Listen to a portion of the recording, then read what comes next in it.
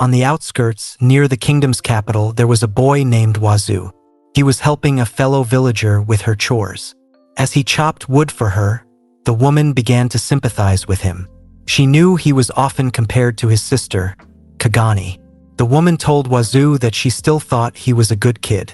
But then she also mentioned Kagani's incredible genius. She didn't stop there. She talked about Wazoo's childhood friend, Arya, saying that she was a holy woman. Although the woman's comments were innocent, they felt like they were piercing Wazoo's ears. He felt flustered and uneasy, despite her kind words. Nonetheless, Wazoo appreciated the woman's gratitude as he watched her leave after he finished the task for her. Afterward, his little sister, Kagani, arrived with a big smile. She happily informed him about the return of his beloved childhood friend, Arya. Wazoo's eyes lit up upon hearing the news. Without wasting any time, they immediately rushed to the capital. There, villagers had gathered to welcome the hero and the holy woman. As Wazoo's eyes widened, he caught sight of Arya marching in the middle of the crowd alongside humanity's savior. Seeing her safe and sound, Wazoo felt a wave of relief wash over him. His childhood friend was back, and she was safe. In front of a large audience, the king announced that their country was now safe thanks to the hero and his party, who had successfully defeated the demon lord. Kagani was fascinated by Arya's beauty and exclaimed this to Wazoo. However, Wazoo responded that, to him, Arya hadn't changed at all. Kagani felt that Arya seemed to be much more respected now and appeared to be above their status.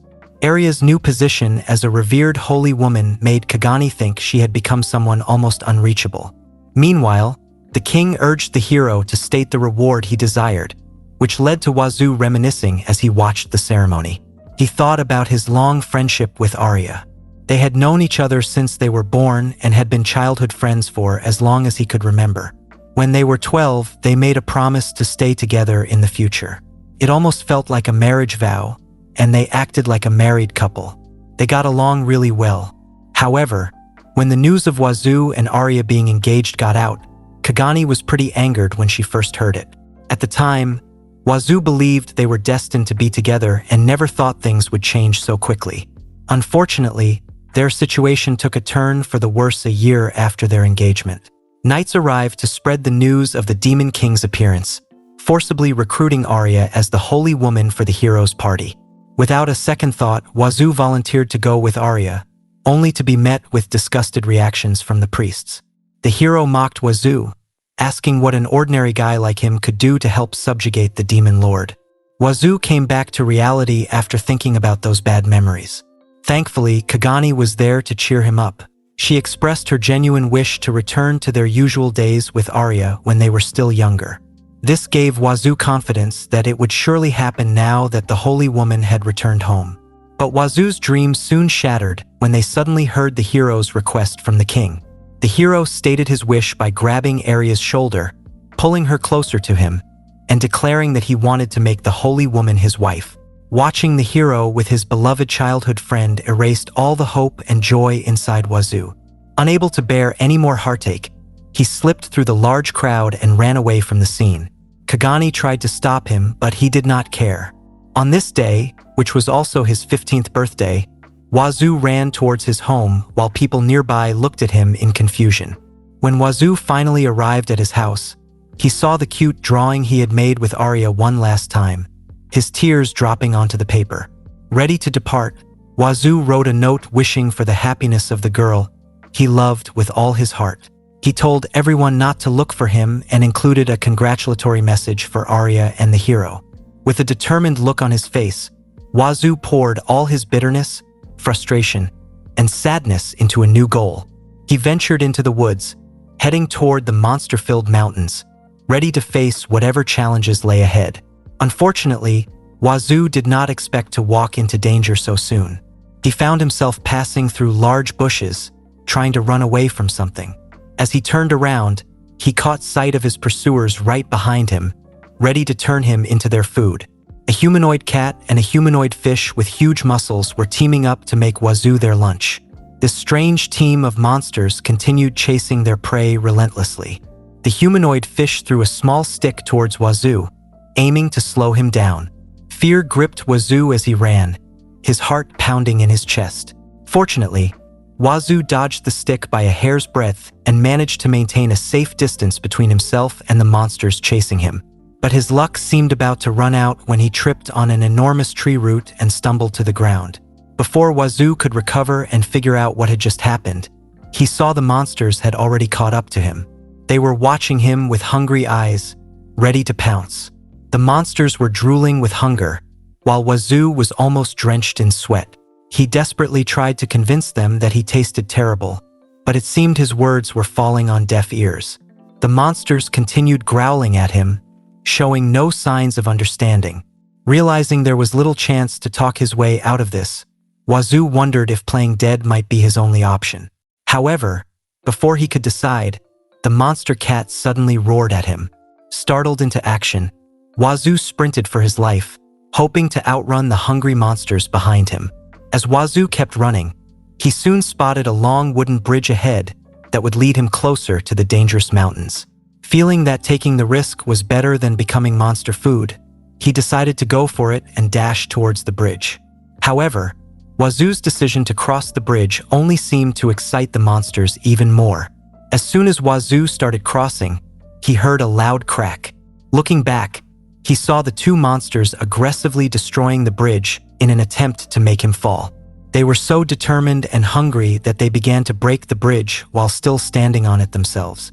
Fortunately, Wazoo managed to make it to the other side of the bridge without falling, although the monsters were still hot on his heels. To his surprise, a loud bang echoed through the woods as the cat monster delivered an extraordinary slash that hit a tree near Wazoo, causing it to topple over. Despite the cat monster missing its target, the fish monster jumped in celebration. Wazoo found himself backed into a corner with no way to escape the grasp of the monsters who were intent on devouring him. All Wazoo could do was clench his fists in frustration and cower in fear when he suddenly noticed something strange. The fish and cat monsters, who had been relentlessly pursuing him, strangely looked up and mysteriously halted their advance towards their intended meal. Trembling, they pointed at Wazoo's back as if they were terrified of something behind him. Nervously, Wazoo turned around to see what had scared off the monsters.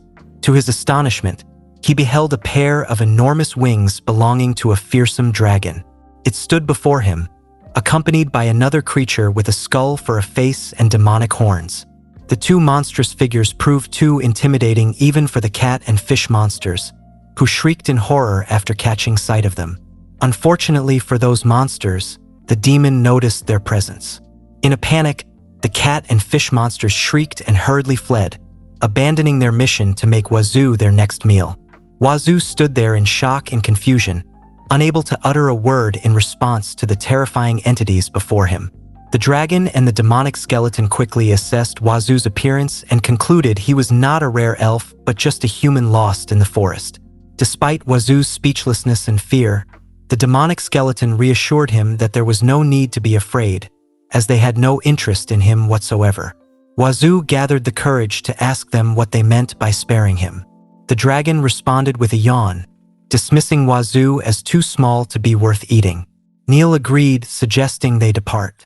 With that, Neil climbed onto the dragon's back, and they soared into the sky, leaving Wazoo behind, bewildered but alive. As Wazoo processed the surreal events, it slowly dawned on him that he had just encountered a real dragon. Little did he realize at that moment that this encounter would set the stage for a future confrontation with the formidable creature. Despite the unexpected turn of events, Wazoo reluctantly returned to the destroyed bridge, realizing he couldn't cross it anymore. With the monsters still on his trail and showing no signs of giving up, he felt frustration building inside him at their relentless pursuit. However, amidst the dire situation, Wazoo noticed ants harvesting fruit from a nearby tree. Spotting the source, he climbed up and secured some of the fruit for himself. After trying it, he found the skin unpleasant but the insides surprisingly tasty. Remembering he always carried his Adventurer Guild card, Wazoo used it to peel the fruit in desperation, lacking any better tools at hand. Staring at his guild card, Wazoo couldn't help but reflect on why he had joined as an F-ranked adventurer. His sole motivation had been to impress and support his childhood friend, Arya, and to prove himself against everyone's beloved hero. Despite his earnest efforts, Wazoo felt disheartened by his lack of significant improvement in stats. He had worked tirelessly, pouring his all into training, yet he couldn't shake the feeling that he lacked inherent talent. In his own assessment, he considered himself slightly above average at best, paling in comparison to the brilliance of his sister Kagani. Despite the weight on his chest whenever he thought of Arya and Kagani, Wazoo couldn't shake his desire to reconnect with them. However, trapped in the forest and unable to fight off the monsters from earlier, he felt a deep sense of dejection. Yet, amidst his despair, Wazoo found a glimmer of hope in the notorious mountains, where even S-ranked monsters like the dragon showed no interest in him. Wazoo pressed on with his solitary journey, enduring scorching sun, dense fog, raging storms, and relentless shifts in extreme weather. Miraculously, he survived each ordeal. Though his weary expression hinted at his disbelief, it almost felt like he was trapped in some kind of anime training montage, though he knew reality was far harsher. Seeking temporary refuge from the dangers of both forest and mountain, Wazoo found shelter in a cave. Hunger gnawed at him, driving him out periodically to gather fruits for sustenance.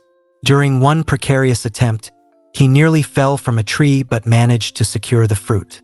Each day was a struggle for survival, and as Wazoo reflected on his situation, he realized 3 days had already passed since he left town. After his failed attempt at climbing the tree, Wazoo took a moment to assess himself and was shocked to find his body noticeably thinner, having lost a concerning amount of weight. Despite his strong willpower, he couldn't simply conjure food by imagining mouth-watering meals. It only made his hunger more acute. As he daydreamed about food, Wazoo was suddenly jolted back to reality by the loud growl of his empty stomach. Thankfully, after several days of wandering through the forest, Wazoo stumbled upon a stroke of luck, a beast that had met its end. He hesitated for a moment, then approached the carcass. Realizing this was his only option for survival, he resolved to do what was necessary. In a desperate bid for survival, Wazoo sat beside the beast and began eating without hesitation, consuming every last bit despite the horrible taste and smell. To counteract the foul taste lingering in his mouth, he hastily grabbed a nearby plant, hoping it would help, but instead, it paralyzed his mouth, leaving him incapacitated and unable to feel his tongue. Crawling on the ground, oblivious to his surroundings, Wazoo unknowingly edged closer to a cliff and tumbled over, his face meeting the hard ground. Lying there, Wazoo glanced up at the sky and spotted a peculiar round object resembling a massive eyeball in the twilight. Mistaking it for the sun appearing oddly in the evening sky, he dismissed it and remained still until the eyeball suddenly darted around in apparent panic, fixating on him before hurtling towards him. Bracing for impact, Wazoo closed his eyes, only to find that nothing happened. The eyeball vanished without a trace. As Wazoo drifted into slumber, dismissing the strange encounter with the eyeball as mere imagination, a dream emerged in his mind. It depicted a cherished memory of Arya placing a flower crown on his head, to which he responded with a compliment, suggesting it suited her even better. In the dream, this innocent exchange led to Arya proposing marriage once they both turned 15, filling Wazoo's heart with joy. However, the sweetness of the memory quickly turned bitter as the dream shifted to the heart-wrenching scene of the hero publicly declaring his intention to marry Arya. Wazoo watched in despair as the hero kissed Arya, shattering his hopes and leaving him devastated. Waking abruptly from his haunting nightmare, Wazoo realized it was already morning. Despite the harsh conditions surrounding him, the vivid dream strangely left him feeling physically stronger. However, this newfound resilience did little to change his grim reality. Determined to survive, Wazoo embarked on a grueling routine of trial and error, eating anything he could find and enduring the subsequent sickness to test whether plants were edible. As weeks turned into months, this harsh lifestyle became Wazoo's new normal. He began to question if he could ever reintegrate into human society after so long in isolation. With no one to converse with since leaving the village, Wazoo's face showed signs of wear, his hygiene deteriorating in the unforgiving wilderness. Taking out his guild card, Wazoo applied his bodily fluid to activate its unique function, capable of displaying the status of any registered individual, regardless of rank. Hopeful yet apprehensive, he awaited the results, only to be met with words instead of numbers. They bluntly labeled him as weak and essentially useless, casting a shadow over his aspirations for improvement. Perplexed and disheartened, Wazoo questioned whether his guild card was malfunctioning. Turning the card over, he discovered a revelation on the back, an enumeration of his unique skills. First among them was taste in bad food, an unexpected but perhaps fitting trait given his recent dietary trials. Next was resistance against abnormal conditions, hinting at his resilience in enduring the harsh environment he found himself in. The final skill intrigued him the most, Goddess's Sympathy. Wazoo stares at his card, utterly confused. He can't calm down after discovering the shocking skills listed on it. This confusion makes Wazoo scream out loud. After a bit, he manages to calm himself and starts reading the details of his abilities. The sword skill is exactly what he expected, but the other two skills are unique. He got them from eating lots of weird things. The strangest skill is Goddess's Sympathy. It feels like the goddess herself is telling Wazoo that she'll support him with her powers. Wazoo can't stop wondering what's wrong with his guild card. He thinks he must be dreaming because that seems like the only reasonable explanation. Suddenly, he remembers seeing a glowing eyeball in the sky last night. He concludes that it might have been the goddess, and now she's somehow inside his guild card. Wazoo convinces himself that the goddess is inside his guild card. All his pondering makes him overlook something important on the card, the percentage that shows he is still 100% human. Luckily, it's still at 100%. Even so, Wazoo is sure he's weak. But then, the goddess reassures him with comforting words, telling him that he will be happy because he has her protection. Shocked that the text on the card has changed, Wazoo slams the card on the ground. He's terrified that the goddess can read his mind. Despite his fear, Wazoo knows that having the goddess's protection is a good thing. He goes back to the cave, worried that his stats might be in negative numbers if the descriptions are so harsh. However, the skill having taste in bad food turns out to be a hidden blessing, can actually increase his stats. Wazoo thinks that with more skill, he could handle the beasts in the forest. Wazoo eats all the unthinkable foods he can find. He repeats the process of eating and throwing up endlessly, but he survives the abnormal status effects like poisoning thanks to the goddess's protection. Of course, Wazoo doesn't neglect his training. Day after day, he works on his body. About half a year goes by, and he undeniably looks better and stronger. Despite these changes, the description on his guild card is still in words, making it hard to understand. However, it clearly shows Wazoo's improvement. On top of that, his skill evolves into Glutton, and his resistance has increased tremendously. Yet, the goddess's support turns into the goddess's encouragement, which somehow makes Wazoo feel uneasy. Putting his worries aside for now, Wazoo exits the cave for his most awaited big day, his first monster hunt. It's still hard for him to fight due to a lack of weapons, so he has set a trap and is patiently waiting for a monster to pass by. After a few seconds of hiding, his prey shows up. Wazoo is eager to finally enjoy some meat again, but it seems like his luck stats are 0 because what appears in front of him is a large slime. Wazoo thinks his efforts are now worthless and it's clearly not what he expected. Instead of a juicy forest animal, he's looking at something more like jelly than meat. His complaints don't last long, though, and Wazoo accepts that he's having jelly for dinner. However, he soon realizes he's underestimated the situation. When the slime gets stuck in his trap, it starts to melt away all the bamboo. Upon closer inspection, he sees that it's not just the bamboo melting but also a rock lizard that was just chilling nearby. Usually, adventurers use fire arrows or long spears, basically long-range weapons, to destroy a slime's core. Wazoo realizes his mistake when the pitfall trap suddenly emits smoke, and the slime starts shooting acid balls at him. Taken by surprise, Wazoo desperately looks for something to use as a weapon. He eventually grabs a pebble. Wasting no time, he counterattacks by throwing the rock at the monster in the pitfall. To his amazement, the slime splatters immediately with one hit. Wazoo is left puzzled, questioning if this situation is real. Unfortunately, he still doubts that he has gotten so strong. Instead of celebrating, he collects the scattered slime to secure his dinner and spends the next few days learning how to deal with the monsters in the forest. Inside the cave, Wazoo creates a bunch of wall paintings depicting the creatures in the woods. He even discovers various types of monsters. In addition, Wazoo maps the entire forest after successfully circling around it over the past few days. Now, what's left is to explore the notorious mountain filled with S-class beasts. Unlike his pitiful past self, the current Wazoo is confident he can become stronger by going there.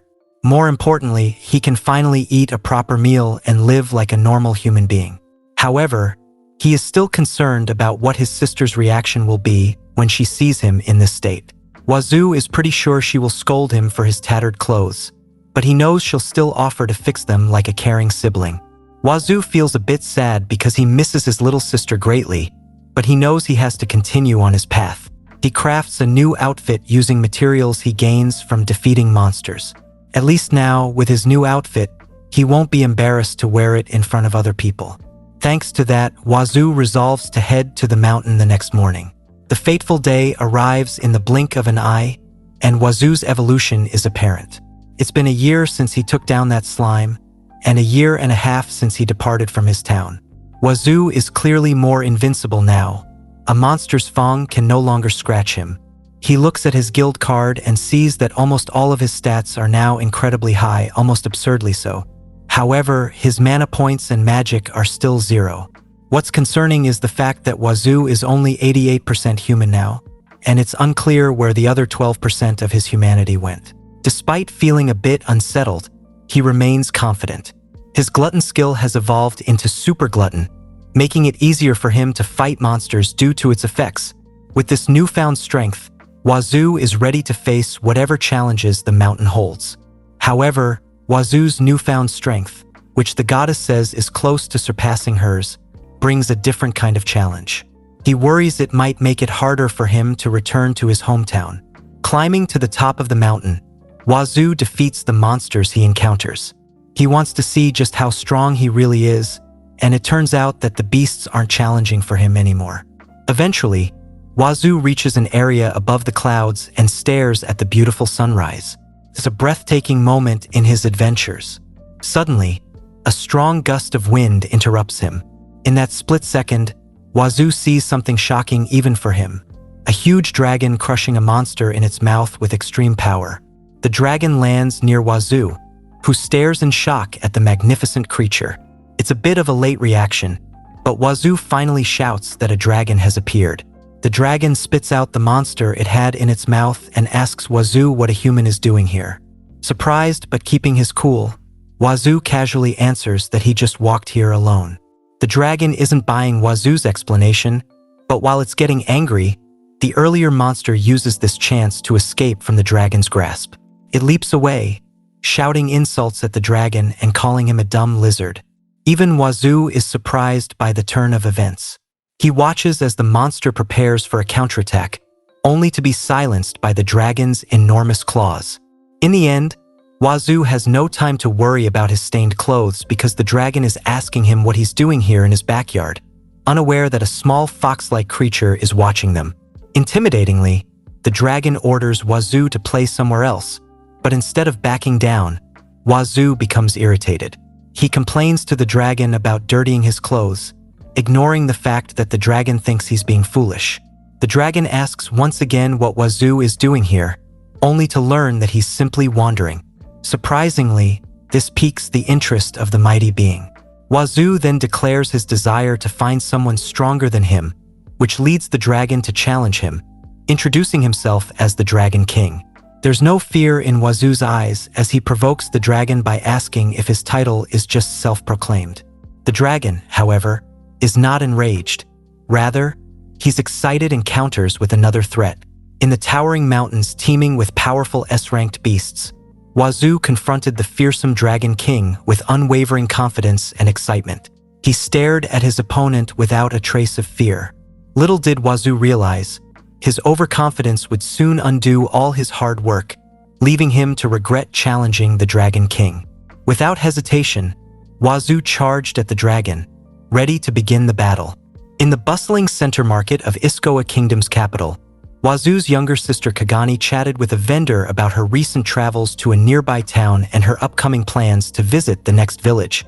Unbeknownst to Kagani, the vendor was aware of her quest to find her brother and offered words of encouragement, assuring her that she would soon reunite with Wazu. Kagani couldn't help but smile, confident in her belief that she would find her brother soon because, in her opinion, he was quite helpless without her.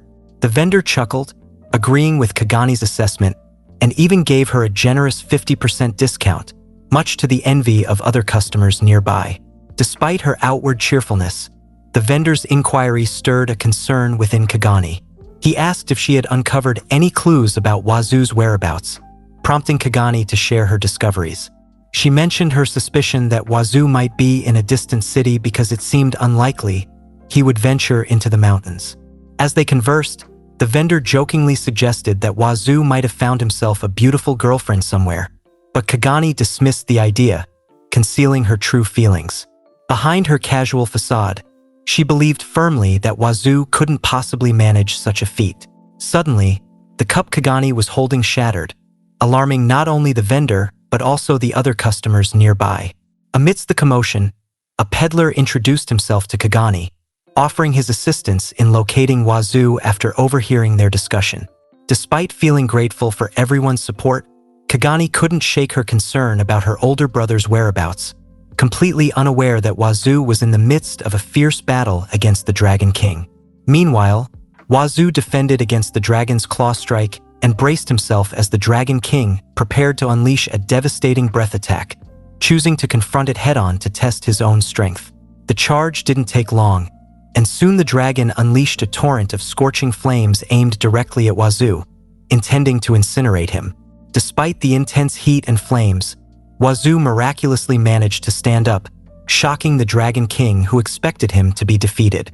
However, Wazu's clothes were completely destroyed by the fire, leaving him standing there in his birthday suit, a surprising sight for both the dragon and anyone witnessing the battle. Seeing Wazu more concerned about his burnt clothes than the earlier attack surprised the Dragon King, who couldn't understand how the human could remain so composed. In reality, Wazu was anything but calm. He was frustrated over his ruined outfit. The Dragon King urged Wazu to look around, revealing the ground turning red and melting from the intense heat. However, Wazu's reaction wasn't what the dragon expected, further infuriating the Dragon King. Determined to end the battle decisively, the Dragon King prepared to deliver a final blow. However, Wazu had had enough of the dragon's taunts. He swiftly struck the Dragon King with his fist and grabbed onto its claws to prevent being swatted away. Channeling his frustration, Wazu delivered a powerful punch to the dragon's stomach, fueled by irritation at the Dragon King's incessant interruptions. The dragon crashed into a nearby wall, consciousness fading, leaving Wazu visibly troubled by the outcome. He questioned whether he had gone too far, doubting if such feats were within the capabilities of a normal human. Sometime later, the dragon regained consciousness, shaking his head in confusion. To his surprise, he found Wazu sitting casually beside him. Wazu greeted him calmly, though the dragon was still in shock. Annoyed by the dragon's earlier actions, Wazu teased him about burning his clothes, which the dragon tried to avoid discussing altogether. Instead, the dragon asked why he was still alive, considering Wazu had emerged as the victor of their duel. He questioned Wazu about his decision not to end his life after defeating him. Eventually, the dragon realized that Wazu had no intention of ending his life. He simply wanted new clothes. This revelation caused the Dragon King, Ragnar, to burst into laughter at Wazu's seemingly trivial reason for their fierce battle. Amused by Wazu's sincerity, Ragnar invited him to his castle to acquire the outfit he desired so eagerly. Intrigued, Wazu accepted the offer and climbed onto Ragnar's back as they flew towards the castle, nearing the cliff of the mountain. During the flight, Ragnar revealed his name to Wazu, who introduced himself in return as an ordinary human. As they departed, Wazu marveled at the breathtaking scenery below while casually mentioning that he had no money to pay for the clothes. To this, Ragnar simply smiled and assured Wazu that the single powerful punch from their battle earlier was payment enough for the clothes he sought. Shortly after arriving at Ragnar's castle, the Dragon King landed gracefully and asked Wazoo for his opinion on the grandeur of the castle. Impressed, Wazoo acknowledged that Ragnar's palace was indeed more magnificent and larger than the castles in his own kingdom of Iskoa. The Dragon King, feeling smug, let out a proud snort as he boasted about his home. However, Wazoo's immediate concern was his need for clothes. Ragnar advised him to wait on the balcony while he fetched some, not wanting Wazoo to roam around unclothed. With no other choice, Wazoo passed the time gazing out from the balcony. Suddenly, something fell from the sky and hit his face. When he removed it, Wazoo discovered it was a small white dragon. Confused and curious, Wazoo and the little dragon stared at each other, both tilting their heads in curiosity. The small dragon then squeaked and circled around Wazoo's head before landing on him and bursting into tears. As Wazoo tried to make sense of the situation, he sensed the arrival of 4 unfamiliar individuals. These strangers immediately began scolding Wazoo, questioning why he was there without any clothes. Wazoo, never one to back down, taunted them in return, but quickly realized to his embarrassment that he was still unclothed. The two parties faced each other, ready to engage in a confrontation, despite the small white dragon relaxing on Wazoo's head. This seemed inconsequential to the high elf, Ruto, who launched a slashing attack at Wazoo, only to have his weapon completely destroyed by the human's unexpected strength. Meanwhile, the necromancer Neil reappeared, accompanied by his werewolf companion Zeal. They joined forces with the bulky beast man, Gain, who was already grappling with Wazoo. Zeal took advantage of the situation to disrupt Wazoo's movements, retreating swiftly as Neil struck their opponent with lightning magic. Much to their dismay, Wazoo emerged completely unscathed despite the power of their combined assault, prompting them to escalate their efforts. Ruto, showcasing the magic prowess of a high elf, unleashed a spell next, followed by Neil reciting a dark and ominous incantation. Zeal and Gain, relying on their formidable physical abilities, prepared to overwhelm Wazoo. Undeterred, Wazoo met their challenge head-on, motivated by their display of strength, and continued to taunt them defiantly. In the aftermath of the intense battle, all 4 attackers lay unconscious on the ground, defeated by Wazoo. However, instead of feeling victorious, Wazoo was troubled rather than satisfied with the outcome. His thoughts were interrupted by a voice, and he turned to see a large white dragon, clearly irritated, demanding an explanation for the commotion. Even Ragnar appeared nervous, revealing that the white dragon was none other than his wife, Meryl. Wazoo quickly pieced together the situation. When the attackers regained consciousness, Meryl introduced herself as the Dragon King's wife and the mother of the little white dragon, Mir. Meryl, the white dragon, glanced at Wazoo, who was finally clad in clothes after the chaotic events.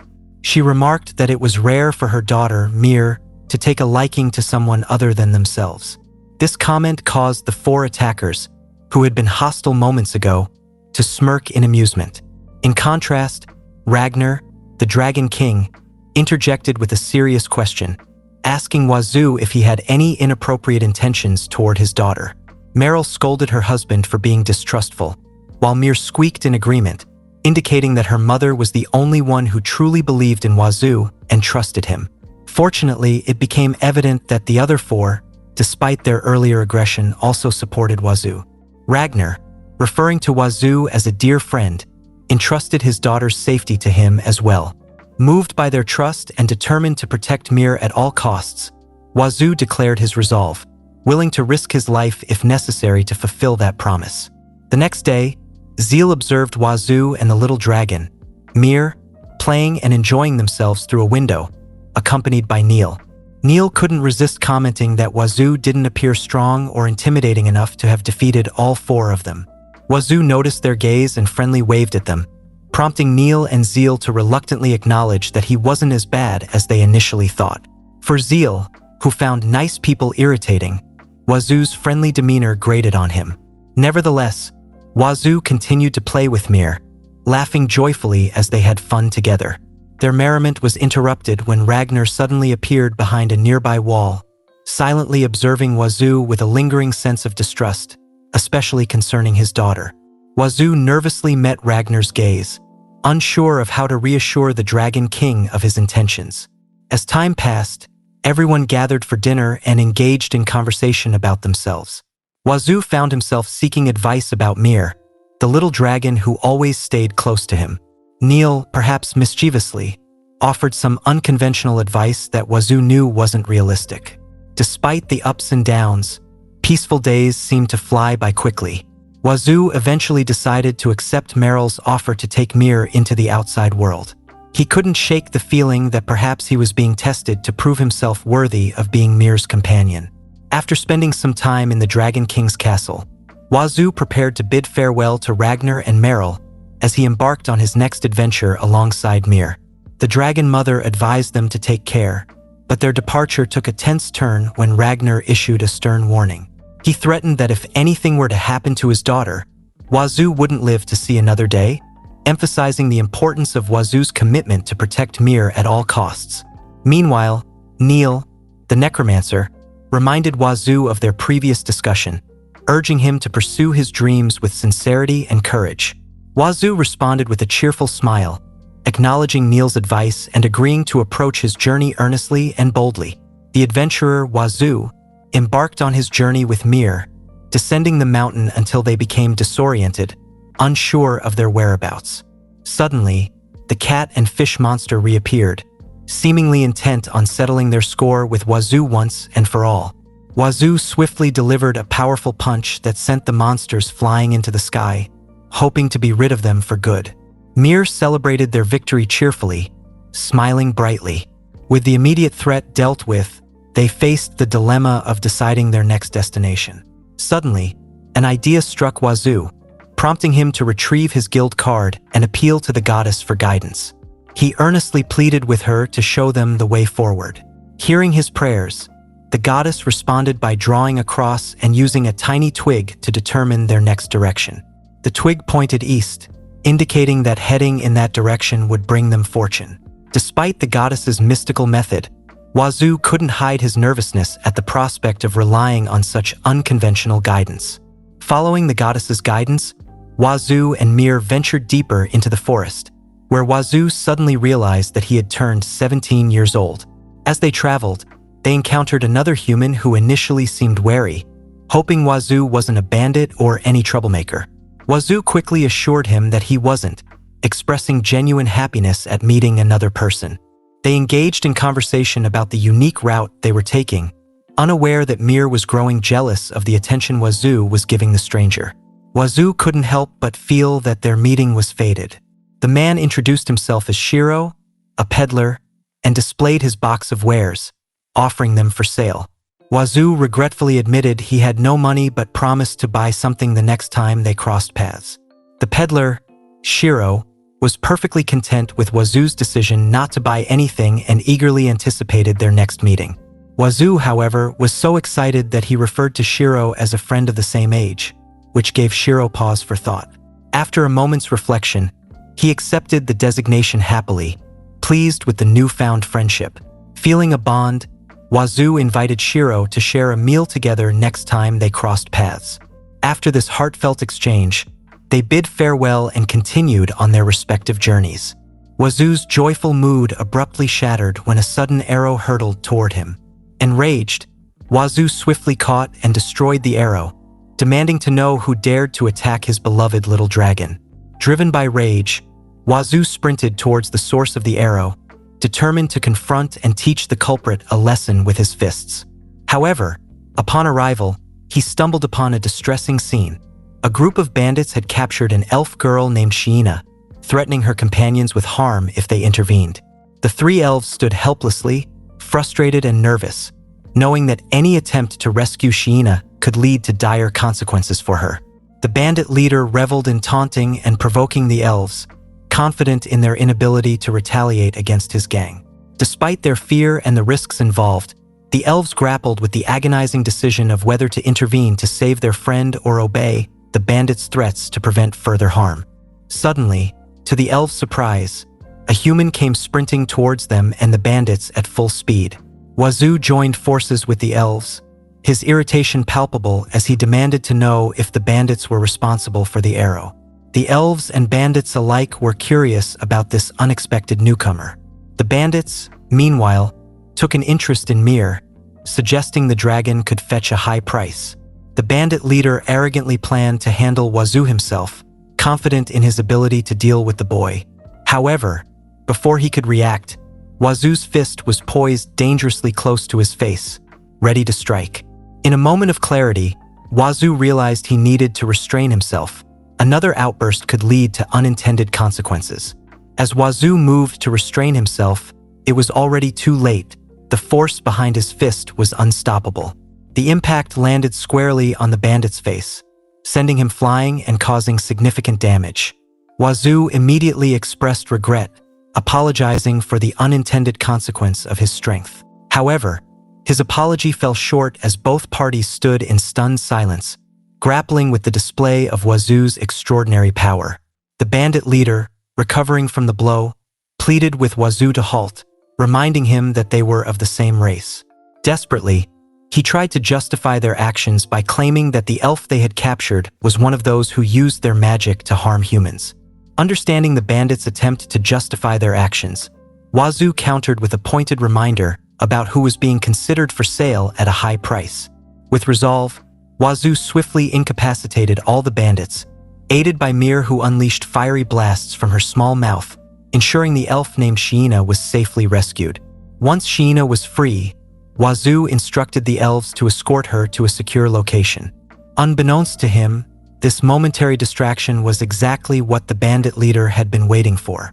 Just as the bandit attempted a sneak attack on Wazoo, one of the elves intervened in the nick of time.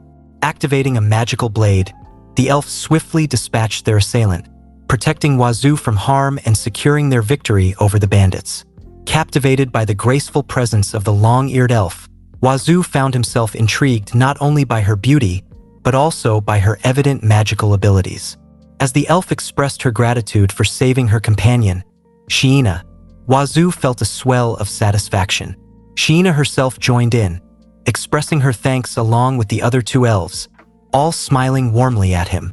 Wazoo responded with humility, pleased to have been able to help. Finally, he learned the name of the elf he had rescued. With heartfelt gratitude, the elves extended an invitation for Wazoo to visit their village, where they hoped to properly thank him for his heroic actions. Arriving at the elf village, Wazoo was awestruck by its beauty. Houses nestled among towering trees greeted his eyes, and he couldn't help but marvel at the sight. He couldn't fathom how they climbed up to their homes and asked about the stairs. As they exchanged names, Wazoo learned that the elf who had saved him was named Salona. His wonder only grew when he witnessed the elves effortlessly soaring towards their houses. Realizing he couldn't fly, Wazoo expressed his concern, but Salona assured him it wasn't an issue. The male elf offered to carry Wazoo in his arms, ensuring they could all reach their destination comfortably. Soon after, Sheena and her family welcome Wazoo and Mir to their home, where Wazoo reveals the whole reason for his adventuring journey. The other elves laugh at the idea of Wazoo trying to find women to join his adventuring group, though perhaps it seems too ridiculous for their race. One of the elves, however, believes Wazoo's strength could make it possible. Salona is also impressed by Wazoo's movements, which even her eyes cannot follow, prompting Sheena and the others to ask how Wazoo became so strong in the first place. Without hesitation, Wazoo reveals that he trained in the mountain, but the elves' reactions are skeptical, as expected. As the others escort Sheena to her room for bedtime, she sleepily says that she wants to be Wazoo's bride. Amidst everything going on, Wazoo noticed someone's presence but decided not to dwell on it too long. He headed to the river to cleanse himself, feeling delighted. He came up with an idea to give Mir a bath tomorrow, reflecting on today's events of making new friends and talking to lots of people. Eventually, he submerged in the water, wishing he could use Salona's magic. Lost in thought, Wazoo failed to notice the cloaked elf lurking in the trees. He went with the flow of the water for a while and emerged with a refreshed look on his face. Suddenly, he noticed someone bathing in front of him. It was Salona, in the middle of taking a bath. Wazoo took his time processing the information in his head, while the embarrassed Salona panicked and recited a spell, aiming it straight at Wazoo before running away. Fortunately, her attack missed, and Wazoo lived to see another day. He realized that he had messed everything up, while the cloaked elf continued to observe from the shadows. The elf was disappointed, thinking that he couldn't rely on Salona to get the job done. The next day rolled in, and Wazoo wasted no time in apologizing profusely to Salona for accidentally seeing her bathing without clothes the previous night. The other two elves were also present, witnessing Salona's embarrassment and Wazoo's sincere regret. Salona blushed and forgave Wazoo right away, even saying sorry for blasting magic at him out of the blue. She pointed out that Wazoo was the one who barged into the bath unexpectedly. Watching this scene unfold, the other elf couldn't help but find it amusing. It was the first time she had seen Salona act this way. Despite Salona's forgiveness, she sternly told Wazoo to forget everything he saw. However, Wazoo seemed hesitant to obey, his expression revealing his reluctance. Sensing his hesitation, Salona warned him that she would report the incident to the village chief and let him decide on the punishment. Reluctantly, Wazoo accepted Salona's conditions, and the other elves teased him good-naturedly about the incident. However, the teasing ended when Salona revealed that the village chief was actually grateful to Wazoo for his earlier actions. She also invited Wazoo and Mir to stay in their village if they didn't have any urgent business elsewhere. Wazoo expressed his appreciation for the offer. Salona expressed her gratitude to Mir as well and offered to tell them more about the village. However, she needed to leave for now to discuss matters with the village chief first. After a few days, Wazoo observed the elves luring a beast in the forest. Yuyuna, the male elf, gave Laluna an opportunity to attack, allowing her to shoot an arrow straight at the monster and injure it severely. Laluna then gave Wazoo a chance to deliver the finishing blow to the enemy, and he eagerly stepped in to help. Wazoo tried his best to hold back his immense power as he brought the beast down with a single powerful smash, but the force was still enough to make the foe tremble in pain. Yuyuna praised Wazoo for defeating their enemy and for effectively cooperating with them, going so far as to call Wazoo a fellow guardian. It turned out that this was the elves' method to protect their village. Combatants like the twins, Yuyuna and Laluna, belonged to a group known as the Guardians, who took care of the beasts in the vicinity and turned them into food. As they began walking back to the village, Laluna mentioned that even Salona would be surprised by the number of enemies they had defeated. Yuyuna, however, doubted it, explaining that Salona was their leader and had saved them countless times in the past. Nevertheless, Yuyuna acknowledged that today's success belonged to Wazoo. In the midst of their conversation, the trio suddenly heard someone yelling Salona's name in a worried tone. They hurried to investigate and discovered that an enormous scorpion had appeared on the hunting ground, and Salona, the leader of the Guardians, was the only one handling the situation. Laluna turned to Wazoo and said that the hooded elf in front of them is Gazuna. As they stayed hidden behind some bushes, listening to the other elves, Laluna and Yuyuna grew increasingly worried. Gazuna tried to assure them that everything would be okay, but their fears persisted.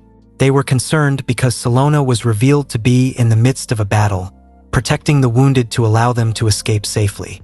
In response to the situation, Gazuna mentioned that he would send a few reinforcements. Wazoo, feeling anxious, shared the same concern. The twins informed Wazoo that the cloaked elf, Gazuna, was actually a bad guy, and they couldn't trust his words completely. This information prompted the three of them to hurry toward the direction from which they had overheard the conversation. Near the village, an enormous scorpion faced Salona, the leader of the Guardians.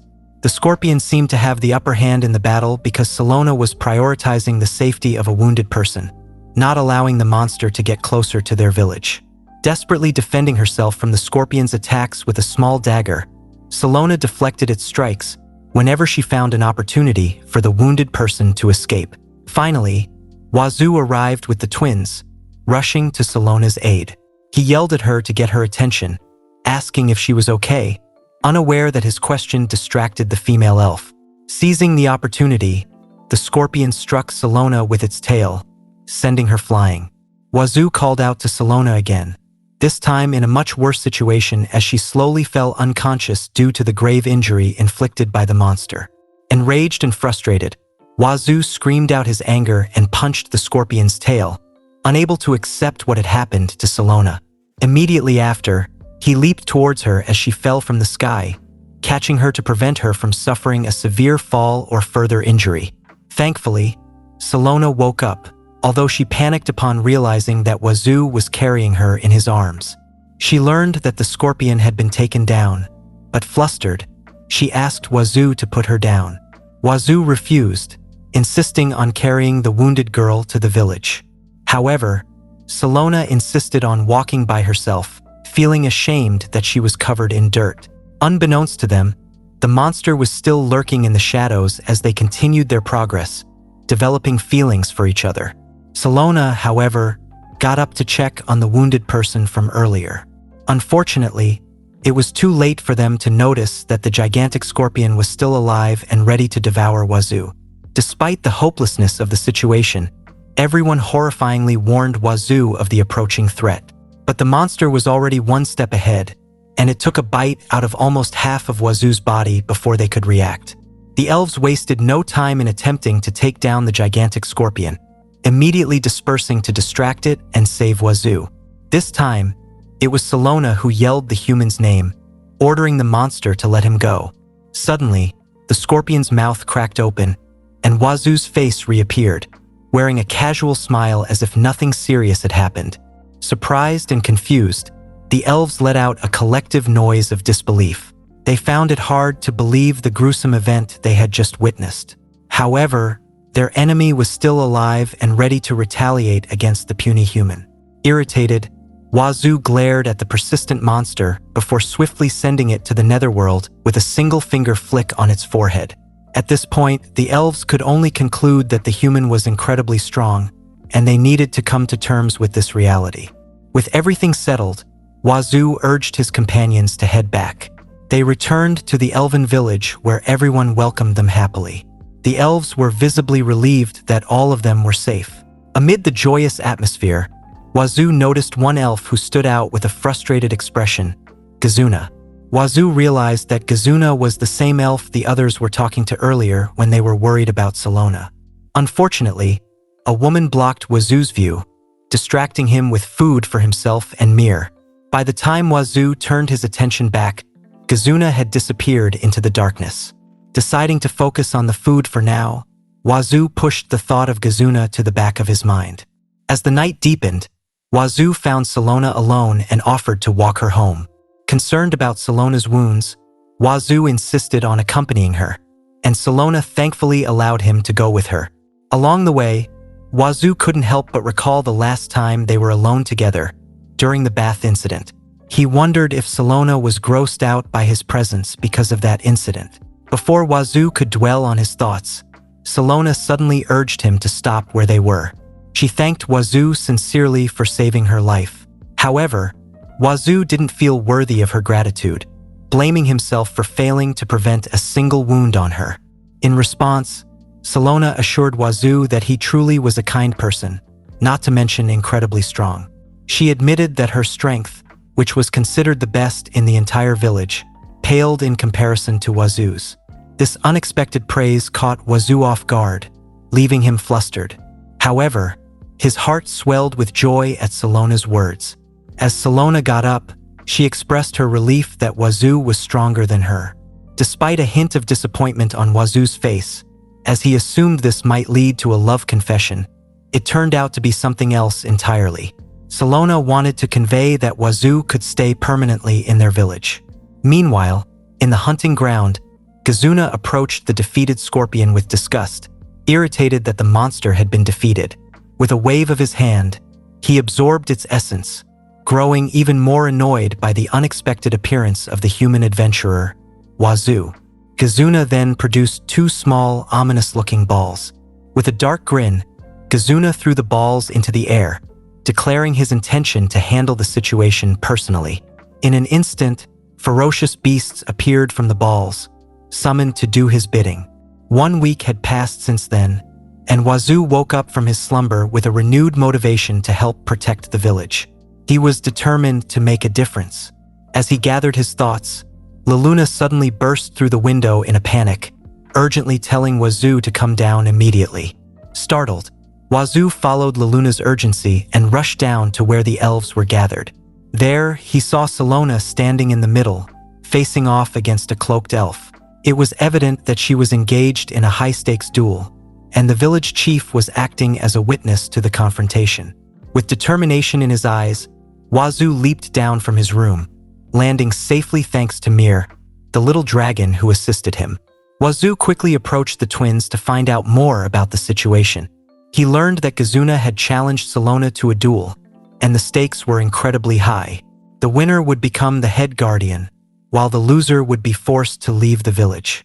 It became clear to Wazoo that Kazuna's jealousy of Salona was the root cause of his frustration. Despite the seriousness of the consequences, both participants had no objections to the punishment.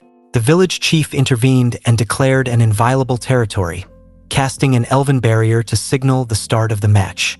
This act marked the beginning of the duel, setting the stage for a tense and decisive confrontation between Salona and Kazuna. Without wasting a second, Kazuna charged towards Salona, attempting a strike. However, Salona remained composed and blocked his attack effortlessly, following up with a swift kick that sent Kazuna flying a considerable distance. Wazoo, the twins, and the other elves present acted as Salona's cheerleaders, lending their support and strength, which seemed to be overwhelmingly in her favor. Despite the support Salona received, Kazuna showed no signs of being overwhelmed. Instead, he picked up a piece of rock and began to speak, his words dripping with hatred and envy. He blamed Salona for all the misfortunes in his life, accusing the Guardian leader of being responsible for various events that confused both Salona and the spectators of the duel. No one understood what Kazuna was talking about, and the ominous nature of his words added to the confusion. Before anyone could make sense of Kazuna's accusations, he proceeded with his vengeance plan. He threw the rock at Salona, using it as a distraction to activate the cursed balls he had been holding. In a chilling display, Kazuna unleashed the dark power lying dormant inside him, revealing his allegiance to the forces of darkness. The air around Kazuna crackled with malevolent energy as the cursed balls activated, signaling a drastic shift in the duel. The onlookers, including Wazoo and the elves, watched in horror as Kazuna's true intentions became clear. All of a sudden, Salona's surroundings were enveloped in darkness, a spell that clearly was not elven magic, sending shivers down the spines of the elves. The ground shook as monstrous creatures began to stampede, causing the villagers to panic. The village chief demanded to know from Kazuna what he had done to bring such fear upon them. Wazoo sensed something but was unsure, until he heard a scream, and Kazuna finally revealed that monsters driven by his grudge were already on their way to the village. As Kazuna admitted to his treachery, a group of gigantic and ferocious beasts arrived on the scene, striking fear into everyone with their unbeatable sizes. Kazuna laughed maniacally, ordering his minions to rampage freely, knowing that their sheer numbers were too much for even the Guardian's leader to handle. Salona could only express her frustration, knowing it was futile to complain in the face of such overwhelming odds. The screams of the villagers created a perfect distraction for Salona, leaving her vulnerable to Kazuna's attack. Kazuna seized the opportunity, striking at Salona in her moment of distraction. On the other hand, Laluna and Yuyuna urged Wazoo to head to higher ground for safety, and the townspeople followed suit to protect themselves from the monstrous threat. Unfortunately, not everyone managed to evacuate in time, a fact Kazuna anticipated as he presented Salona with a grim choice: take his life or watch everyone else perish. Kazuna's motives became clear. He was exploiting Salona's reluctance to harm him, knowing she couldn't defeat him without causing harm. As the situation grew dire, Wazoo called out to Salona with a smile, asking if she was okay because he had already taken care of a significant number of monsters. Salona was dumbfounded by the unprecedented turn of events, as was Kazuna, who was enraged to learn that a mere human had dispatched a majority of his minions. Kazuna, disgusted, tried to speak to Wazoo, but Wazoo brutally reminded him that he wasn't talking to him. Kazuna's face twisted in disgust as he couldn't bear to hear Wazoo cheer for Salona and reassure her that he would handle all the monsters outside the barrier. Thanks to Wazoo, Salona was able to focus on the duel, but instead of fighting, she implored Kazuna to stop the atrocities. Kazuna, clenching his fist in frustration, grabbed another red sphere and declared his plan to end Salona once and for all. The rain fell heavily, darkening the clouds and matching the grim mood of the scene. Kazuna, transformed into his demonic form, unleashed a powerful punch at Salona, sending her crashing into the edge of the elven barrier. This sight worried everyone, especially the twins and Wazoo, as Kazuna's newfound strength far surpassed their abilities. Wazoo, seeing the danger and feeling enraged by Kazuna's actions, casually destroyed the supposedly indestructible elven barrier with a single punch and joined the battle against the evil elf. Demonic Kazuna, now infuriated, ordered Wazoo not to interfere and fired a powerful beam at him, but Wazoo easily blocked it. Refusing to back down, Wazoo rendered all of Kazuna's attacks useless, all the while reminding him of his despicable motive to eliminate Salona from the world. Kazuna, attempting to brush off Wazoo's involvement, insisted that the conflict had nothing to do with him, but these words only fueled Wazoo's anger further. In response, he delivered a powerful kick to Kazuna's face and declared his feelings for Salona, stating boldly that he liked her. At that moment, Kazuna's red sphere emerged from his mouth, and he turned to dust, his evil form disintegrating. Wazoo's heart was heavy as he turned away from Salona, unable to bear the pain of her rejection. His concern over what face to make was quickly replaced by heartache as Salona blushed in response to his confession. She gently expressed her happiness that he saw her in such a way, but immediately followed it with an apology, stating that she needed to remain in the village to protect it as its guardian. She couldn't bear the thought of Wazoo confining himself to their small village for her sake, which broke Wazoo's heart even more. To shield Salona from seeing his pain, Wazoo forced a smile, masking his own heartbreak. He then made the decision to leave the village immediately, citing Mir's need to see the outside world as an excuse. Without saying goodbye to anyone, Wazoo fled from the village, tears streaming down his face, running as far away as he could. After a long time away from the forest and Salona, Wazoo found himself at a peaceful little inn. That morning, he was gently woken up by Lula, the inn's enthusiastic maid. She couldn't contain her excitement, talking about how yesterday's events left her feeling so refreshed that she had the best sleep ever and even woke up early. The thought of those erranked bullies going down so easily still gave her chills. The town had never seen a hero like the one who showed up, and now everyone was buzzing with excitement. Lula was eagerly anticipating Mir's next big move. Wazoo, realizing she wasn't referring to him, pointed out that he had done his best too. Lula quickly assured him that she noticed, recalling how strong he looked with Mir, the fiery little dragon, perched on his shoulder. This wandering hero had vanquished evil yet again and then crashed at the Breeze of Light Inn. Lula then reminded him about his reason for visiting the guild that day. Wazoo confirmed that he hadn't forgotten. He needed to take on a quest so they could reissue his guild card. Lula added that the guild master was eager to meet Wazoo. She emphasized that he must do his best when they meet. Wazoo, slightly confused, asked if her father, Reagan, wasn't supposed to be the one giving him the quest. Lula just smiled and told him he'd find out when he arrived at the guild. She mentioned that she really wanted to accompany him but had to go pick up more bread for the inn's customers. Concerned, Wazoo asked if she'd be okay, especially considering the possibility of running into monsters again. Lula reassured him, saying not to worry. She had been doing this for years and promised to be even quicker at running away this time. In Lula's place, someone else would be escorting Wazoo. She introduced Emma, the receptionist from the Adventurers Guild. Lula then handed over the situation to Emma before heading off to her errands. Wazoo, curious, asked why the guild's receptionist had come in person. Emma explained that the guild master had summoned him directly. She then mentioned that his fight with Black Blaze yesterday had become quite the hot topic, and the guild master couldn't wait to meet him. As Emma closed in on Wazoo, she suggested that he change his clothes quickly, and before he could react, she started removing them herself. Panicking, Wazoo insisted that he could manage on his own. Emma, unfazed, assured him that there was no need to be shy. Despite her looks, she was quite skilled at this sort of thing. Emma escorts Wazoo to the Adventurers Guild in Linux City. Once inside, she instructs him to follow her to the guild master's office on the top floor. As they begin the climb to the third floor, she playfully warns him not to stare at her hips. Exhausted, Wazoo responds that he's too tired to even think about it. As they ascend, Wazoo notices the bustling guild filled with adventurers, including demi-humans he hadn't seen back at the inn. Suddenly, Wazoo notices Emma panting and asks if she's okay. Blushing, she admits that climbing this high is a challenge since she rarely does it. He notices her legs trembling but decides to look away, determined not to give in to temptation. When they finally reach the guild master's office, Wazoo steps inside and sees a man standing beside a study table. The man greets Wazoo warmly, thanking him for coming and introducing himself as Reagan, the guild master of Linux City. Wazoo is stunned upon hearing the name.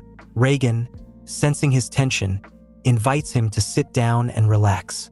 Reagan goes on to explain that he's heard everything that happened yesterday from Lula and Kayla. He expresses deep gratitude for saving them from the Black Blaze rampage. Wazoo, still in shock, asks if Reagan is really Lula's father. Reagan confirms that Lula is indeed his daughter and Kayla is his wife. Wazoo, incredulous, bursts out, questioning how someone like Reagan, a bald and old man, could be related to someone as sweet as Lula, suggesting she must be Kayla's daughter from a previous marriage. Reagan, visibly irritated, responds that Wazoo certainly doesn't hold back for someone he just met. He firmly states that Lula is truly his daughter and that he married Kayla out of love, warning Wazoo to watch his tone in the future. Feeling a mix of disbelief and self-pity, Wazoo comments that even a bald old goat like Reagan has a kind wife and a cute daughter, while he remains alone. It dawns on him why Lula mentioned her dad would help him. Reagan is both the guild master and the inn's owner. Gloomily, Wazoo tells Reagan that he'll forgive him since the food at his inn is delicious. Reagan, curious, asks why an F-ranked adventurer like Wazoo would speak so boldly. Wazoo explains that he's already faced death once, so he has nothing left to lose.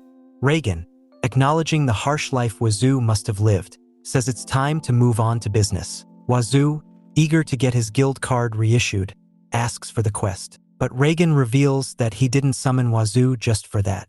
After sending the Black Blaze members to the clinic, their quest has gone unclaimed, and Reagan wants Wazoo to take it on in their place. Wazoo asks why someone else can't handle it, but Reagan insists that the other adventurers are too weak. Wazoo points out that he's still an F rank, but Reagan counters by reminding him that he defeated an A rank party without a scratch. Besides, Reagan adds, this job is perfect for Wazoo, especially since he's tamed a dragon, even if it is just a child. Wazoo, confused, asks what Reagan means. Reagan explains that about 2 weeks ago, a merchant reported seeing a dragon-like silhouette on a nearby hill. Although there have been no casualties yet, there's no guarantee the dragon won't attack humans. So Reagan wants Wazoo to investigate, find out its location, numbers, type, and condition, and subjugate it if possible. Wazoo, realizing the challenge, sarcastically agrees to take on the impossible job. Reagan thanks him and mentions that the quest rewards 30 gold coins. Wazoo's eyes light up at the thought of still having some money left over after paying for his guild card. Reagan, amused, comments that he's never seen someone so excited to accept such a dangerous quest. Wazoo, confident, declares that he'll just punch the dragon away if necessary, seeing this as an excellent opportunity. Reagan, sensing Wazoo's determination, leaves the task in his hands but advises him to prepare carefully. Wazoo, ever the minimalist, says he only needs a map. Anything else would just be a burden. Reagan tells him to get one from Emma before he sets off. Wazoo casually calls Reagan Mr. Balding and announces he's heading out right away. Reagan, clearly irritated, shouts that he isn't bald, he just shaves his head, but Wazoo is already running out of the room. Despite his grumbling, Reagan can't help but worry about Wazoo. However, since Lula assured him that Wazoo is super strong, he decides to trust in his daughter's judgment and looks forward to Wazoo's report. After getting the map, Wazoo realizes he also needs to gather some rations in case food is scarce on his journey. As he walks through the streets, 2 kids spot Mir and, charmed by her, offer her some snacks, commenting on how cute the little dragon is. Wazoo can't help but think that Mir has definitely become popular after yesterday's events. With supplies in mind, he heads back to the inn.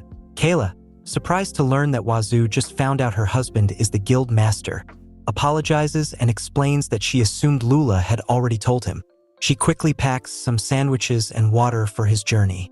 After leaving the inn, Wazoo accidentally bumps into a girl who seems to be in a hurry. She quickly apologizes, but before Wazoo can respond, they hear voices of men searching for her. Wazoo asks if she's being chased, and when she nods, he takes her hand and helps her hide. The men search nearby, wondering where she disappeared to. One of them, annoyed, suggests that she'll return to the mansion by sunset since she has nowhere else to go. They had hoped to have fun with her at noon, but now they'll have to wait for another time. Once the men are gone, Wazoo tells the girl that it's safe to come out now. She thanks him and asks if he's the one who defeated the A-rank adventurers yesterday. Wazoo, shyly, admits that it was him and introduces himself as Wazoo. The girl, smiling, says that's a lovely name. She pulls back her hood and introduces herself as Tada. She insists on repaying him, but Wazoo apologizes, explaining that he has to head out on a dragon-slaying quest right now. Tada, surprised, asks if he's really going with such light equipment, implying he must be very strong. Wazoo, smiling, admits she's not wrong and tells her he'll definitely return to the city later so she can share more about herself. Curious, Tada asks why he went out of his way to help her, a complete stranger. Wazoo explains that her lonely expression made it impossible for him to leave her alone. He promises to return as soon as possible and bids her farewell. On his way out of the city, Wazoo runs into Orlando, the guard who issued him his temporary pass. Orlando recognizes Wazoo and asks where he's heading. Wazoo mentions he's off on a quest, and Orlando, noticing his light gear, advises him to at least take a sword or spear. Wazoo insists he's fine as is. Before Wazoo leaves, Orlando reminds him that since he's leaving the city, he needs to return the temporary pass. He also warns Wazoo that, while Mir might be strong, fighting a dragon alone is tantamount to taunting death. Wazoo, however, ignores the warning and runs off. As he watches Wazoo go, Orlando shakes his head, hoping the strange adventurer makes it back alive. Wazoo eventually stops and looks toward the distant mountains. He checks the map and recalls Reagan's description. The dragon should be on a small hill next to a large lake, located just north of the eastern forest.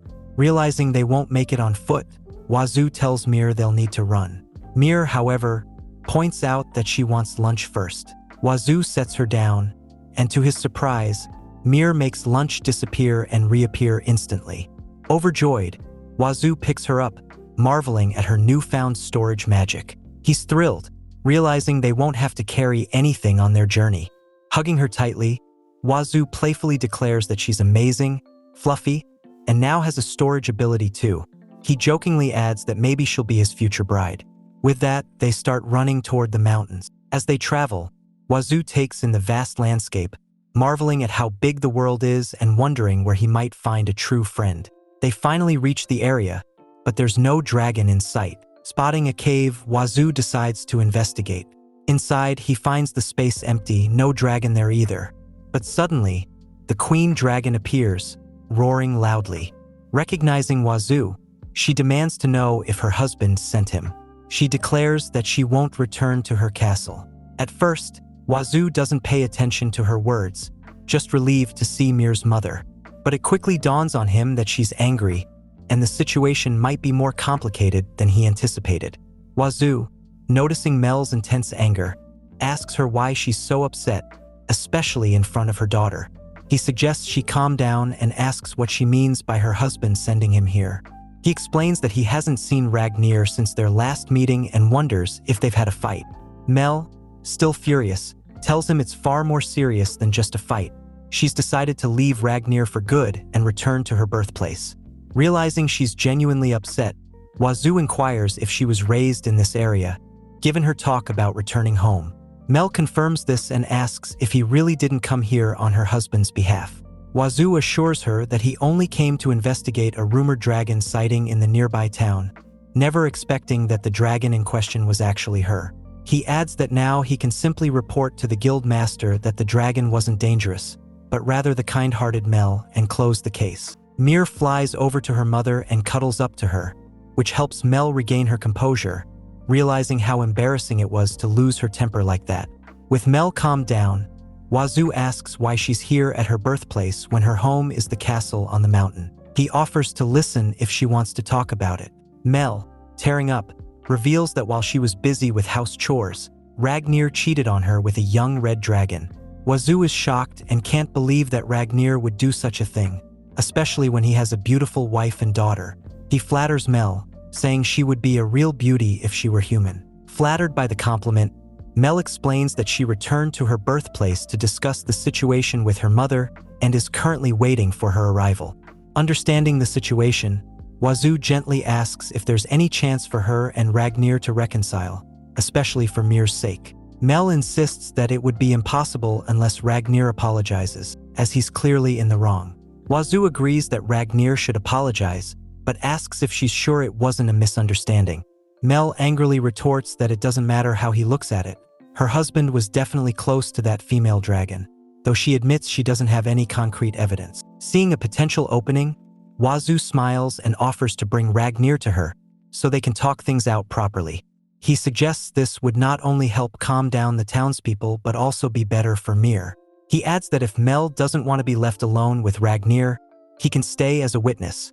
Mel, unable to hide her happiness at the idea, tells Wazoo he's free to do as he pleases. She can't reject his request to meet Ragnir. Wazoo notices that despite everything, Mel seems eager to reconcile with her husband. He tells Mir that the mountain castle is pretty far, so she should stay with her mother while he goes to fetch Ragnir. After bidding them goodbye, he takes off running toward the castle, promising to return soon.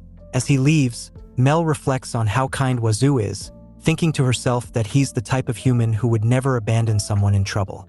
Wazoo continues his run and finally reaches the castle. He calls out for Ragnir to see if he's home and eventually finds him sleeping in his room. Ragnir stirs and sees Wazoo standing there. He immediately asks why Wazoo is there and why Mir isn't with him. Wazoo briefly explains that Mir is with her mother, who left her home because Ragnir had cheated on her. Ragnir, clearly surprised, denies the accusation and asks where Mel is now. Wazoo tells him to calm down and explains that he can lead him to Mel, but first, he needs to know what Ragnir plans to do when he finds her.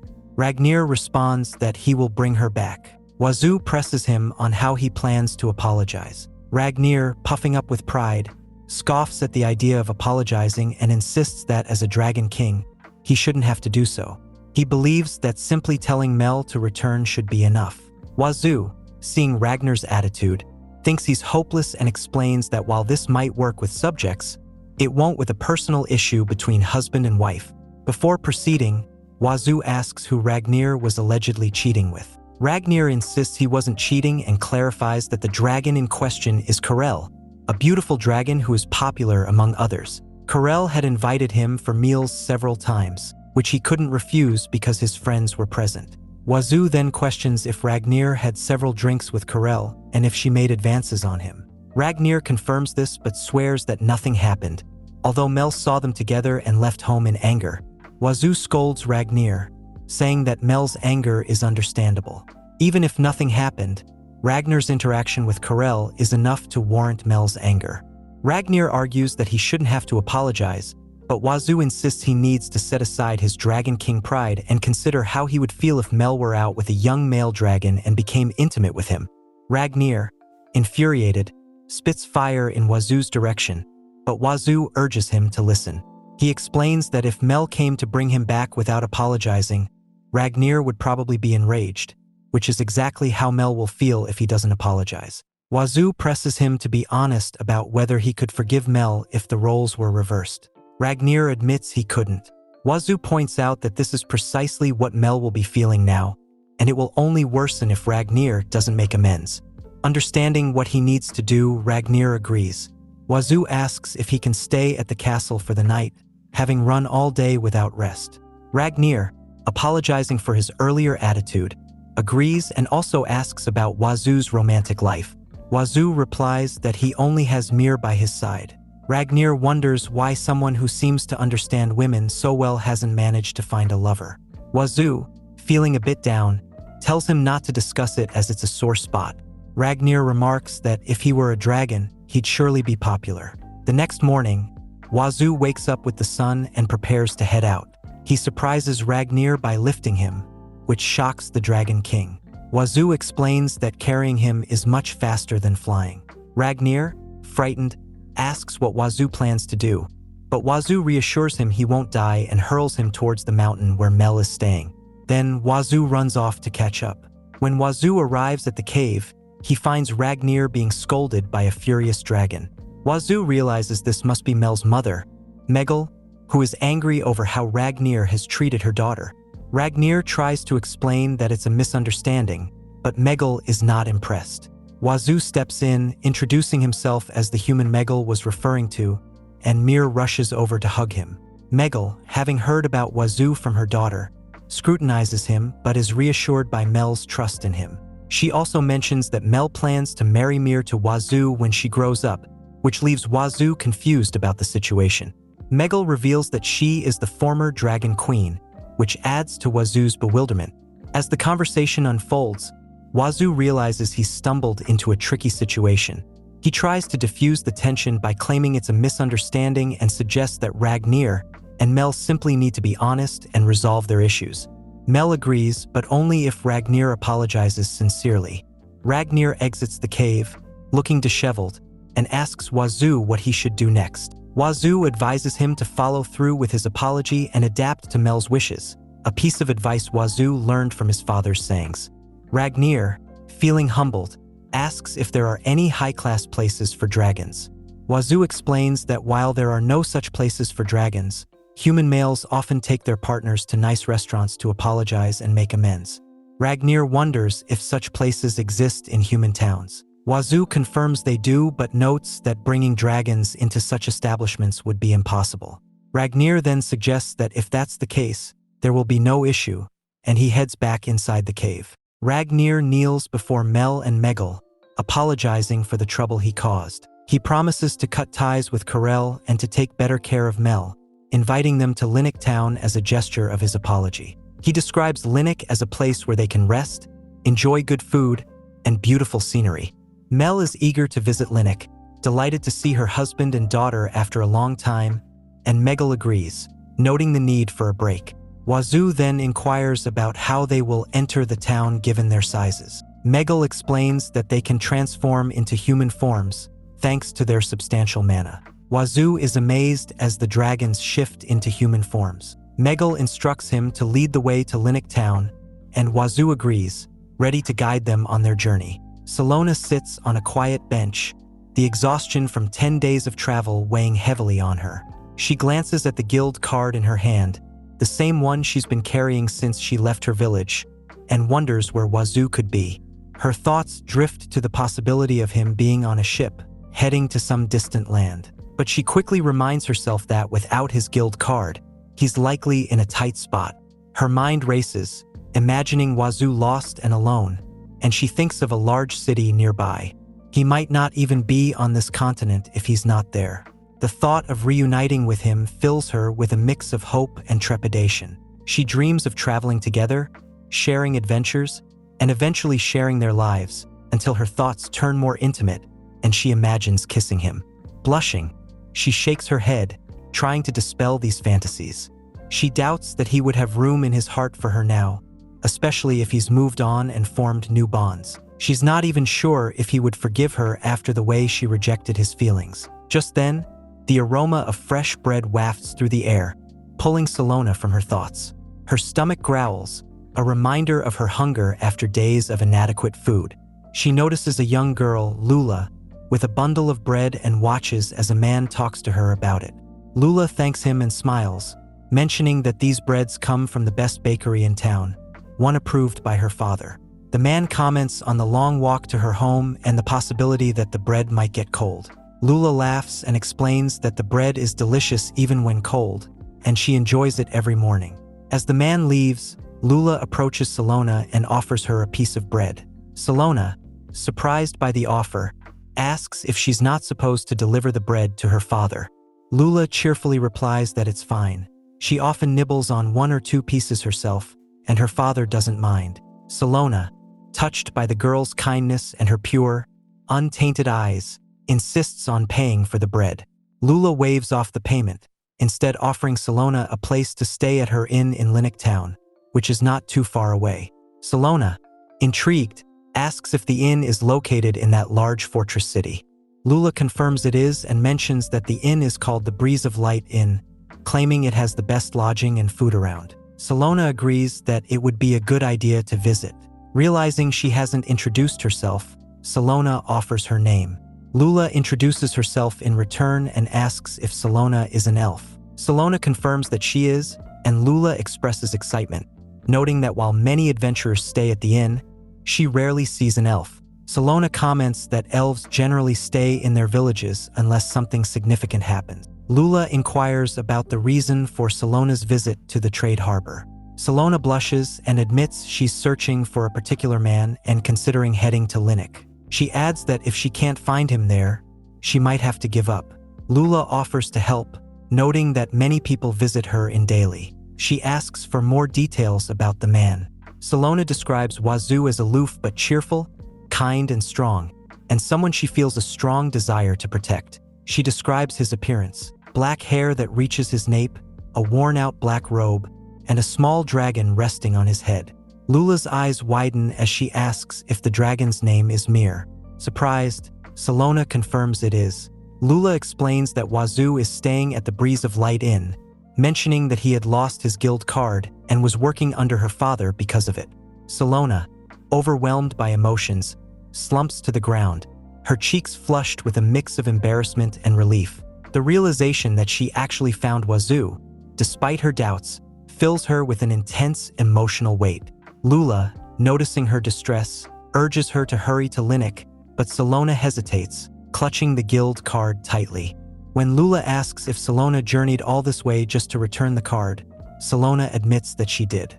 She feels a deep sense of responsibility for Wazoo's predicament, worried about his trouble without the card.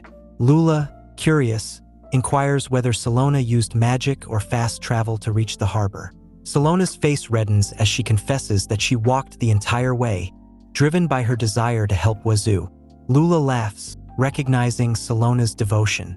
She remarks that Salona clearly loves Wazoo, which causes Salona to blush even more.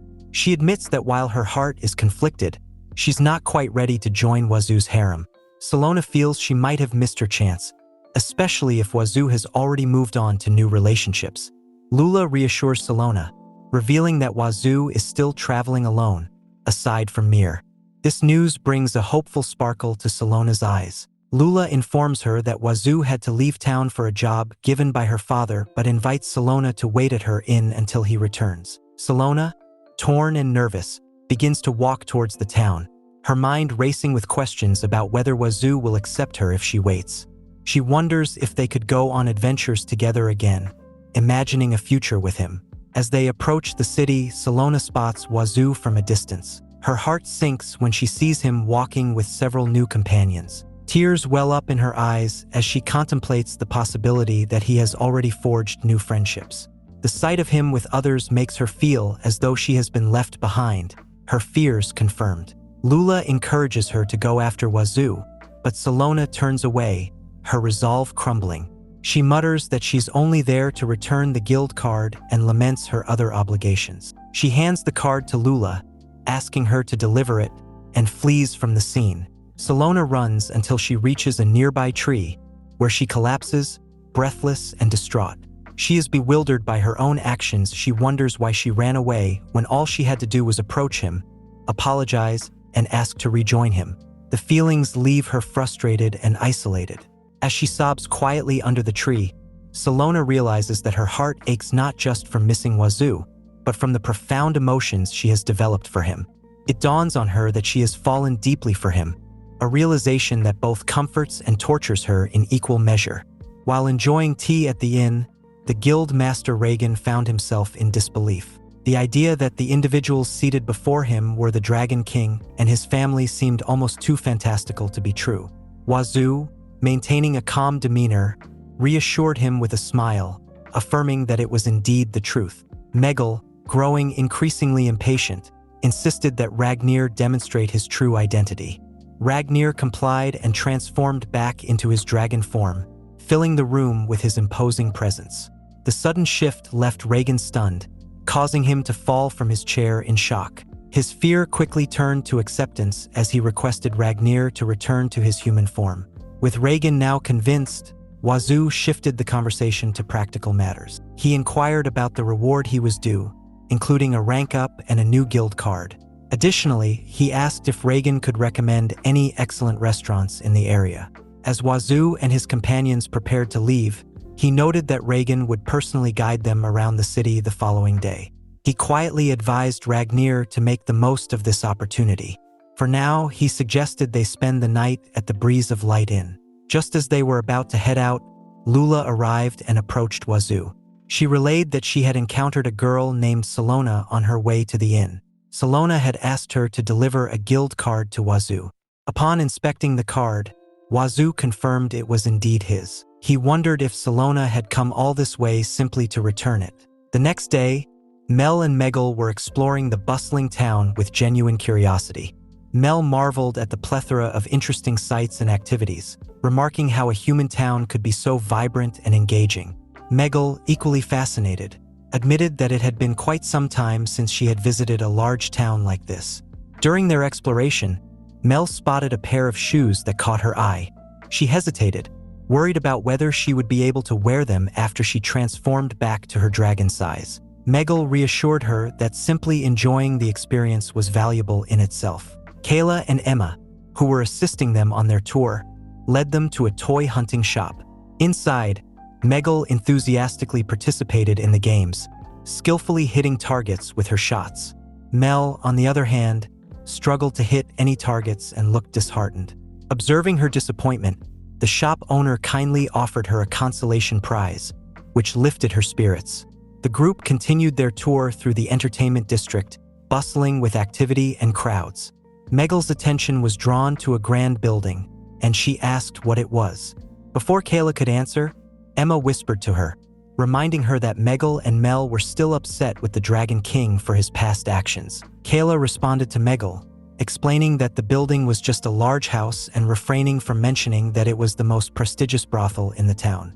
Meanwhile, Ragnir was busy ordering a substantial amount of food at a restaurant. Reagan, slightly concerned, asked if he had overordered.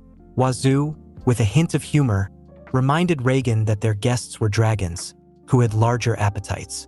Reagan acknowledged that their current forms were close to human size, but agreed to help Wazoo find suitable clothes for Ragnir. Wazoo was counting on Reagan to select the perfect attire to impress Mel. Reagan assured him he could be trusted. Wazoo prepared to leave, and Ragnir, anxious, requested that he not be left alone. Wazoo advised Ragnir to rely on himself more, noting that the issues with Mel were his own responsibility. He encouraged Ragnir, suggesting that Kayla and Emma were likely making Mel and Megal feel welcome, and their anger would subside soon. As Wazoo left, Reagan reminded him to attend the guild the following day to re-register his guild card. As Wazoo walked through the streets, he puzzled over why Salona had gone through the effort to return his guild card, but hadn't come to meet him. He felt a pang of worry, thinking perhaps she harbored negative feelings toward him. Suddenly, he heard a familiar voice calling him. It was the goddess. She teased him for being so focused on Salona while seemingly neglecting her. Wazoo, recognizing the goddess's voice, produced the guild card and addressed her. The goddess expressed her displeasure at Wazoo's preoccupation with Salona, but Wazoo reassured her, saying he was indeed happy to see her and was merely jesting. The goddess inquired about his new companions, wondering if he had formed a party with the dragons. Wazoo explained that he hadn't, but he had made some new friends along the way. The goddess knew that Salona misunderstood the situation. She told Wazoo that he shouldn't worry too much about it. She then decided to shift the topic, leaving the specifics of Salona's feelings unresolved. Mel and Megal savored the exquisite food, reveling in the luxurious feast. Mel, feeling a mix of relief and contentment, thanked her husband for treating her to such an indulgent experience. She expressed her forgiveness and her decision to move past the earlier misunderstanding, admitting that her initial suspicions had been misplaced. She acknowledged her mistake in jumping to conclusions and promised that if he were to be seen with another female dragon in a similar context again, she would not be as forgiving. Ragnir gazed at her with deep affection, moved by her words. Mel continued, emphasizing the importance of trust and assuring him that while she had been wrong, her love for him remained steadfast. Meanwhile, Emma settled the payment for Wazoo's previous job, which left him visibly disappointed. Instead of receiving the full 30 gold coins he expected, he was given only 5. Emma explained that 10 gold coins were deducted to cover the cost of the Dragon King and his family's lavish feast the previous night, another 10 for their extended stay at the inn, and an additional 5 for their food expenses. Despite the reduction, Emma reassured Wazoo that his guild rank had been elevated from F to C, a significant advancement that would allow him to take on more lucrative quests. Wazoo expressed his gratitude, acknowledging the boost to his rank. Emma noted that Wazoo's impressive abilities had made his ascent through the ranks almost automatic, without needing to undergo the usual rigorous tests. Emma reminded Wazoo to make the most of his new rank and to pursue as many quests as possible. She also recalled that the guild master had promised to take Wazoo to a special place that evening as a token of thanks for his efforts. When Wazoo inquired about the nature of this special place, Emma hinted that it was a notable nighttime venue, though Wazoo remained unsure. Returning to the inn, Wazoo was greeted warmly by Kayla. He requested that she take care of Mir for him, as Reagan had summoned him. Kayla inquired why he did not leave Mir with the occupant of the room next to his, who was none other than the Dragon King and his family. Upon realizing Kayla was referring to them, Wazoo found himself caught up in the hospitality Mel had extended to him and his companions. Mel expressed her gratitude for covering all their expenses, including future meals during their stay. Megal, on the other hand, remarked on the human tendency to require payment for everything, which Wazoo accepted with a chuckle. As Wazoo prepared to leave, Mir flew to him, looking distressed. Mel observed this and noted that Mir seemed reluctant for him to depart, unlike her husband. She reassured Mir that Wazoo's loyalty would remain true and instructed the dragon to stay behind and behave. Wazoo, touched by Mir's attachment, promised to return soon and instructed her to be a good girl in his absence. Wazoo, puzzled and anxious, followed Reagan, who had hired a carriage for their journey. Reagan assured him that their destination was not far from the entertainment district and hinted at the various attractions the area offered: a casino, theater, pub, and more. Wazoo, already feeling apprehensive, asked if Reagan was taking him to a place for drinks, apologizing in advance for his inability to handle alcohol well. Reagan reassured him that there were many activities other than drinking, and added that he intended to introduce Wazoo to a girl or two as a reward for his successful completion of the investigation quest. When they arrived at their destination, Wazoo's apprehension grew as he realized they were at the most prestigious brothel in town. He was alarmed and requested Reagan not to involve him in such activities, suggesting that if Reagan wanted to cheat on his wife, he should bring Ragnir instead. Reagan clarified that he had no intention of cheating on Kayla. His purpose was simply to visit the owner of the brothel, an old friend from his adventuring days. He reminded Wazoo that, legally, he was considered an adult at 17 and should not act so naive, especially since he might have visited such places before. Wazoo, feeling embarrassed, insisted that he had never been to such a place. Reagan then asked if Wazoo was still a virgin, which caused Wazoo to feel a pang of sadness over his inexperience. Reagan knocked on the door, announcing their arrival. The owner of the brothel, Garrett, greeted them warmly, noting that they had arrived earlier than expected.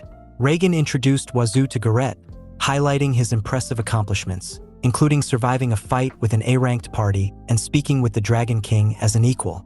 Garrett, recognizing Wazoo's reputation, welcomed them inside and mentioned that he had prepared a special seat for his old friend.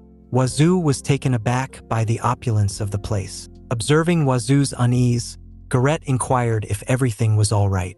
Reagan explained that Wazoo claimed to have never visited such an establishment before. Seated on the plush sofa, Garrett informed Wazoo that he would be joining them as an adult after tonight.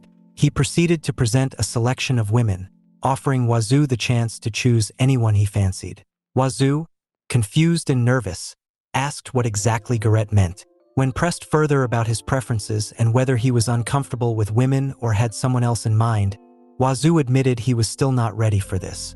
The atmosphere shifted when Tada descended the stairs and approached them. Garrett introduced her as his most beautiful flower and mentioned that she wished to accompany Wazoo for the night.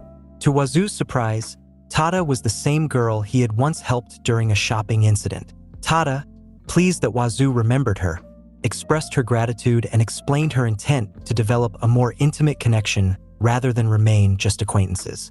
Wazoo, feeling embarrassed and overwhelmed, turned red.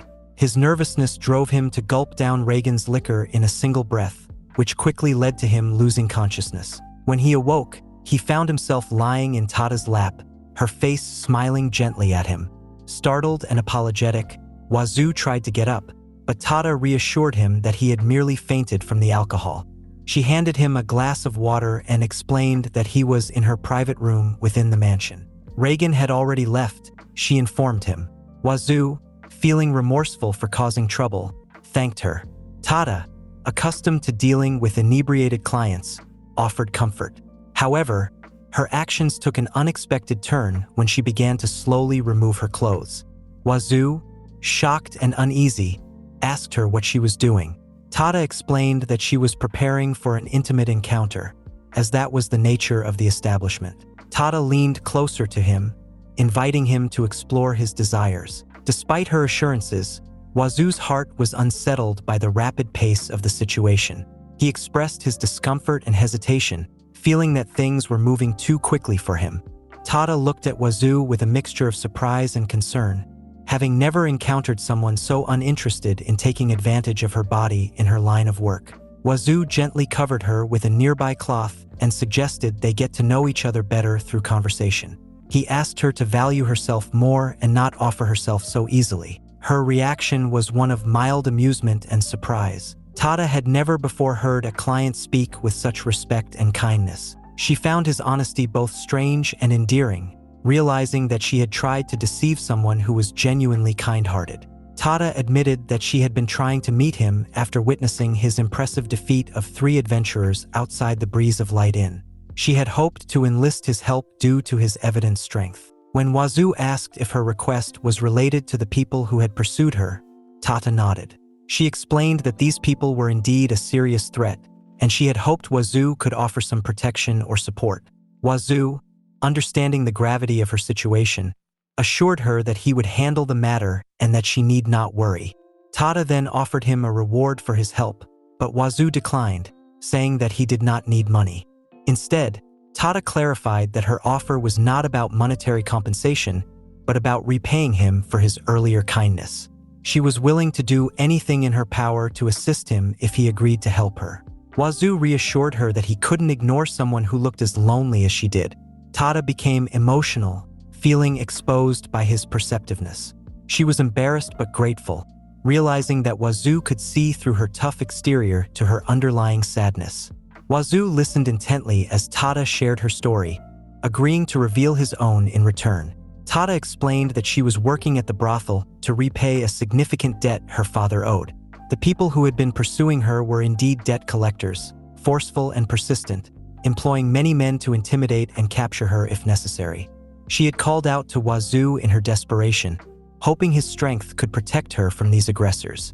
Wazoo expressed his understanding and dismay at the brutality of the debt collectors. Tada revealed that her parents were doing everything they could to raise the money to help her, but the situation was dire.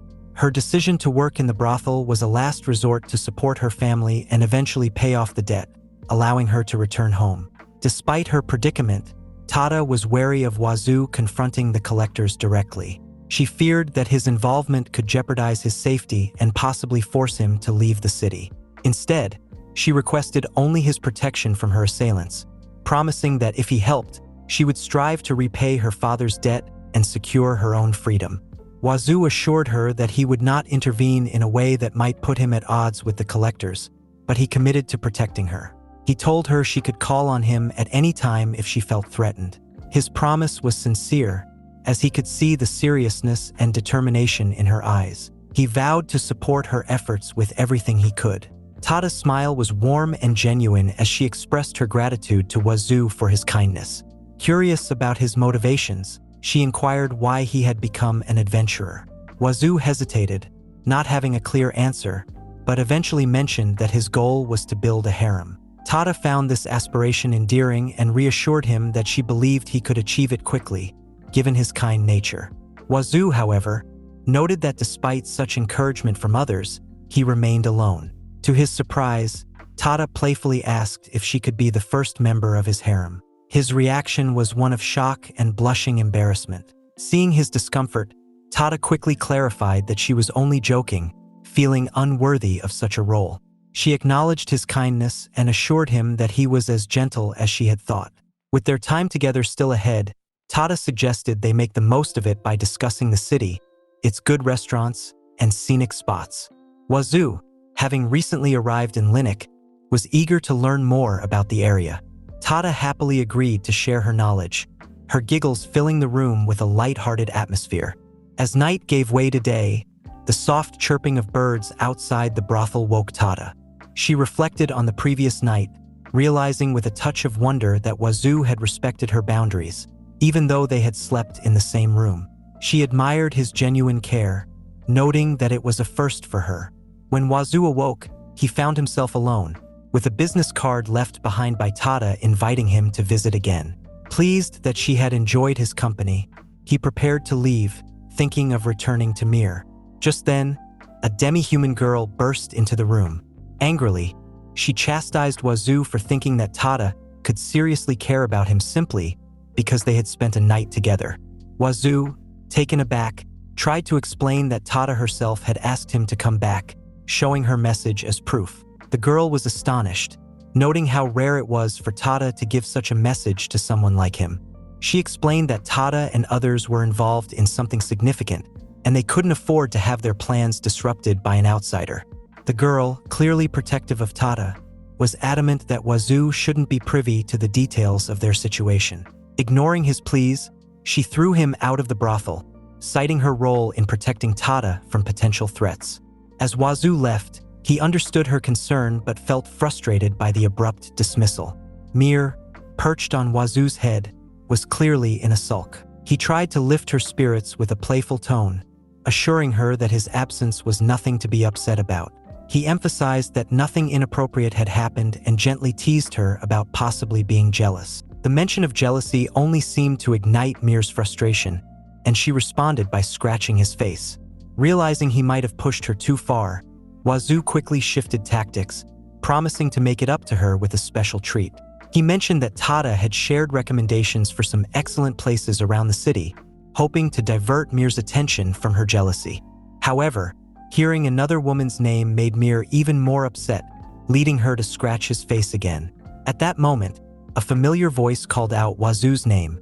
Both he and Mir turned to see Tada approaching with a warm smile.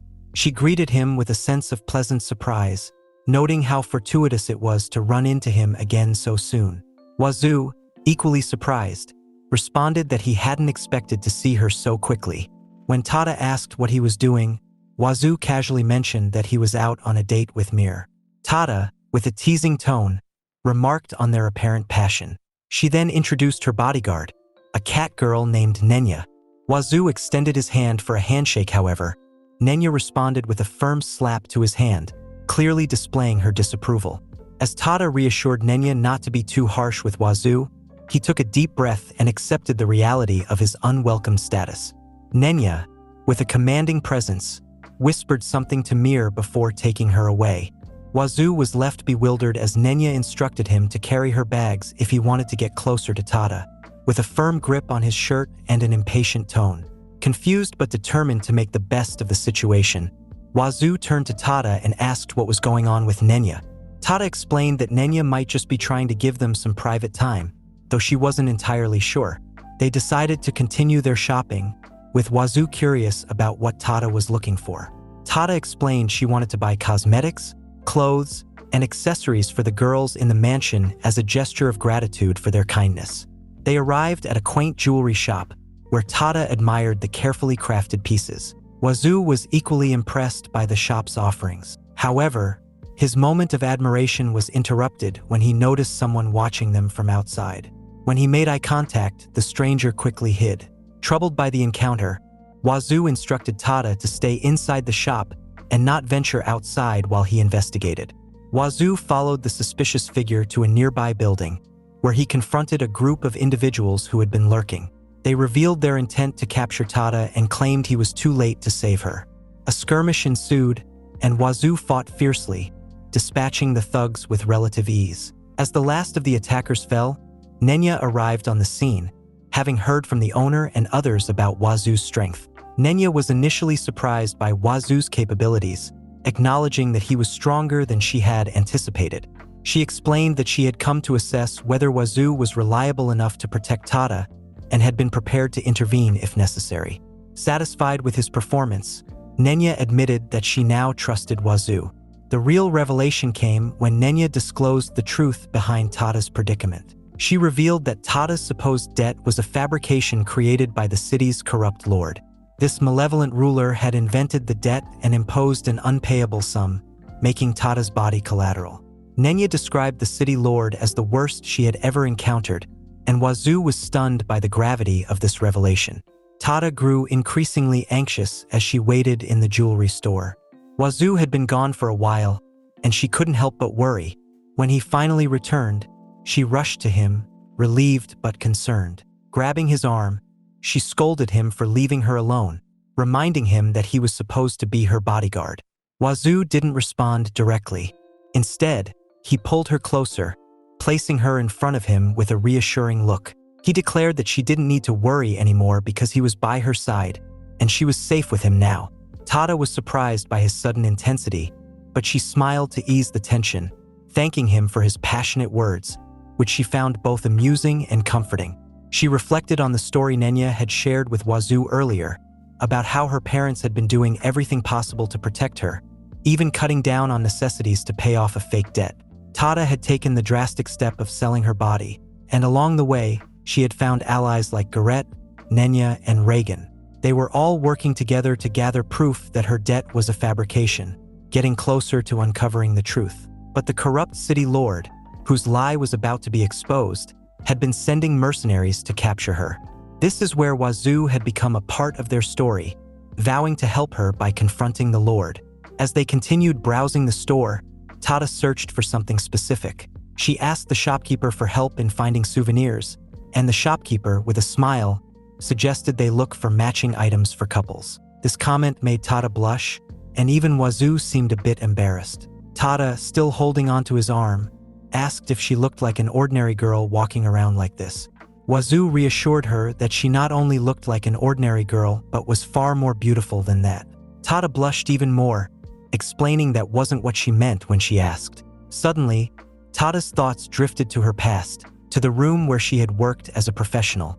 A wave of sadness washed over her as she remembered how she had thought her heart had died when she started selling her body. But when she met Wazoo, it felt as if a flower had bloomed within her. While lost in thought, her eyes caught sight of a pair of elegant rings, and she found herself enchanted by them. Wazoo, meanwhile, had wandered off to another section of the store, looking for something for Mir. Tada remained fixated on the rings and asked the shopkeeper about the engravings on them. The shopkeeper explained that the rings bore ancient letters. The man's ring said, "I hold you dear," and the woman's ring read, "I look only at you." Tada stared at the rings, emotions swirling within her, as she wondered if it was too much to hope for something so pure. She looked at Wazoo and questioned whether someone as tainted as she was deserved to make such a wish. Feeling her heart race, she bravely asked Wazoo if he would put the ring on. Wazoo, though surprised, agreed to wear the ring at her request. As they looked at the rings on their fingers, Tada couldn't help but marvel at how fast her heart was beating, just like an ordinary girl in love. She asked if Wazoo would accept the ring as a gift from her. When he asked if she was really giving it to him, she clarified that it wasn't meant to be anything deep, just a token of her gratitude for his protection. Wazoo, however, mentioned that he usually fought barehanded and might break it. Tada suggested he could wear it only when they met, so it wouldn't hinder him in battle. Wazoo thanked her for the gift and promised to wear it whenever they were together. Tada blushed at his words, feeling both embarrassed and bold for making such a gesture. She wondered how she could have done something so forward and felt a wave of shame, but at the same time, she couldn't deny the happiness that filled her heart. After finishing their shopping, Wazoo, Tada, and Nenya returned to the mansion. Tada, feeling a bit guilty, apologized to Wazoo for making him escort her all the way back. Wazoo smiled and reassured her that it was perfectly fine, reminding her that he was her bodyguard after all. Nenya, noticing Wazoo's dedication, praised him for doing a good job and added that they were counting on him in the future as well. Wazoo bid them goodbye and turned to leave. As he waved, Mir noticed a ring on his finger, prompting Wazoo to thank Tada once more for the gift. Nenya also noticed the ring and teased Tada, asking if she had given it to him. Tada quickly denied any deeper meaning, insisting it was just a gift. Later, when Wazoo and Mir arrived back at the inn, Mir's mood suddenly shifted. She became visibly upset and, with surprising strength, bit Wazoo's arm. Her mother, concerned by her daughter's unusual behavior, watched closely, wondering what had happened. Wazoo, startled and in pain, asked Mir what was wrong, assuring her that he wouldn't die even if she bit him with all her might. Mir then pointed at the ring on his finger, and Wazoo finally understood the source of her anger. In response, Mir struck him in the stomach, adding to his discomfort. Her mother intervened, urging Mir to stop before she caused any serious damage to the inn, reminding her that human buildings were fragile. Ragnir, Mir's father, joined in, angrily scolding Wazoo and warning that if Mir hadn't gotten angry, he would have punched Wazoo himself. Ragnir was upset that Wazoo had exchanged rings with a girl named Tada despite having captivated his daughter. Wazoo tried to defend himself, explaining that Tada had given him the ring as a simple present. Ragnir, however, remained suspicious, suggesting that as long as Wazoo continued being Tada's bodyguard, their relationship might grow more intimate. This comment made Mir even angrier, and she began pinching her father's face in frustration. Megal, Mir's grandmother, called Wazoo foolish and reminded him not to make her granddaughter uneasy. She decided to believe Wazoo's explanation, but she warned him that if he was lying, no matter how invincible he thought he was, she would gather all the dragons to punish him. Wazoo, genuinely frightened by the threat, hurriedly assured her that he was telling the truth. To smooth things over, Wazoo remembered that he had bought a souvenir for Mir. He presented her with a necklace, telling her that it would look beautiful on her. He also expressed his gratitude for all the help she had given him so far, apologizing for not repaying her sooner. Mir's eyes filled with tears as she admired the shining necklace, and she immediately hugged Wazoo, overwhelmed with emotion. Wazoo, confused by her reaction, asked if she was crying because she didn't like the gift. Megal reassured him that Mir was happy and that there was nothing to worry about.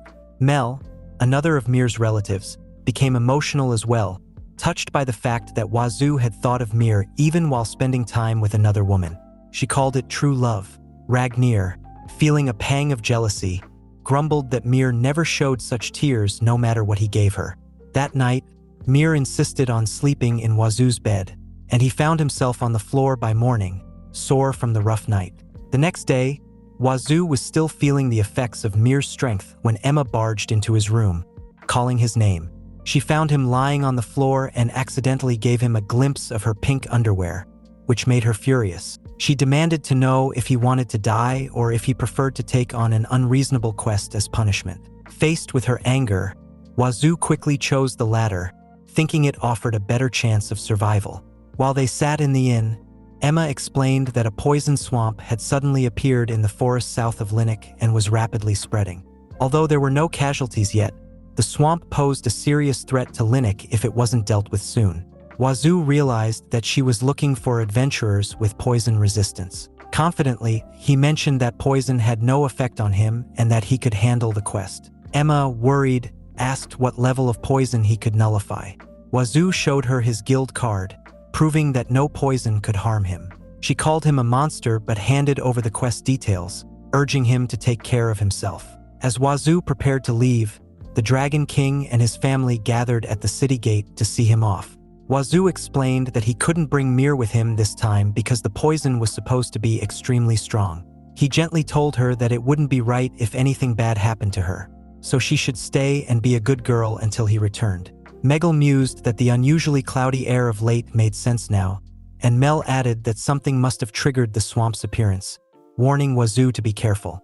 Ragnir, uneasy about the situation, offered to accompany Wazoo, saying he had a bad feeling about the swamp. Wazoo asked if Ragnir was okay with poison, to which Ragnir angrily replied not to underestimate him. He acknowledged Wazoo's strength but insisted it was okay to rely on others sometimes. Besides, he had always wanted to go on an adventure with Wazoo. Ragnir then transformed into his dragon form and offered to fly Wazoo to the forest. Wazoo accepted, and they took off together. As they flew away, Megal voiced her concern that the poison swamp's sudden appearance and the unusually cloudy air suggested that someone was up to no good. Mel agreed, sensing that something evil was approaching. A group of A-rank adventurers, still nursing their wounds from their recent defeat at Wazoo's hands, sat on the street, grumbling amongst themselves. One of them, still seething with resentment, muttered that Wazoo was too full of himself. Another, wincing as he touched his still aching scars, complained that they could have taken him down if it hadn't been for that small dragon by his side. Their leader, trying to make sense of their loss, mentioned that there were rumors circulating about Wazoo being a genuine dragon tamer. He even mentioned hearing whispers that Wazoo might have tamed the Dragon King itself, though they were all baffled as to how such a feat could have been accomplished. As they stewed in their frustration, their conversation was interrupted by the approach of a mysterious figure. The adventurers, still fixated on their earlier defeat, speculated that Wazoo might have consumed the Red Orb, a legendary artifact rumored to grant immense power but at the cost of one's sanity. One of them scoffed, saying that no one could possibly remain sane after consuming the orb. The mysterious figure, who had now drawn close, laughed and praised the adventurer for his sharp insight. The group, on edge, demanded to know who the stranger was, but he simply ignored their question, instead talking about the Red Orb. He claimed that the orb had evolved, that it now granted power without the usual side effects. The leader of the adventurers, growing more suspicious, demanded to know who this man was. The stranger finally answered, claiming to be nothing more than a merchant. The adventurers were skeptical, unwilling to believe such a claim.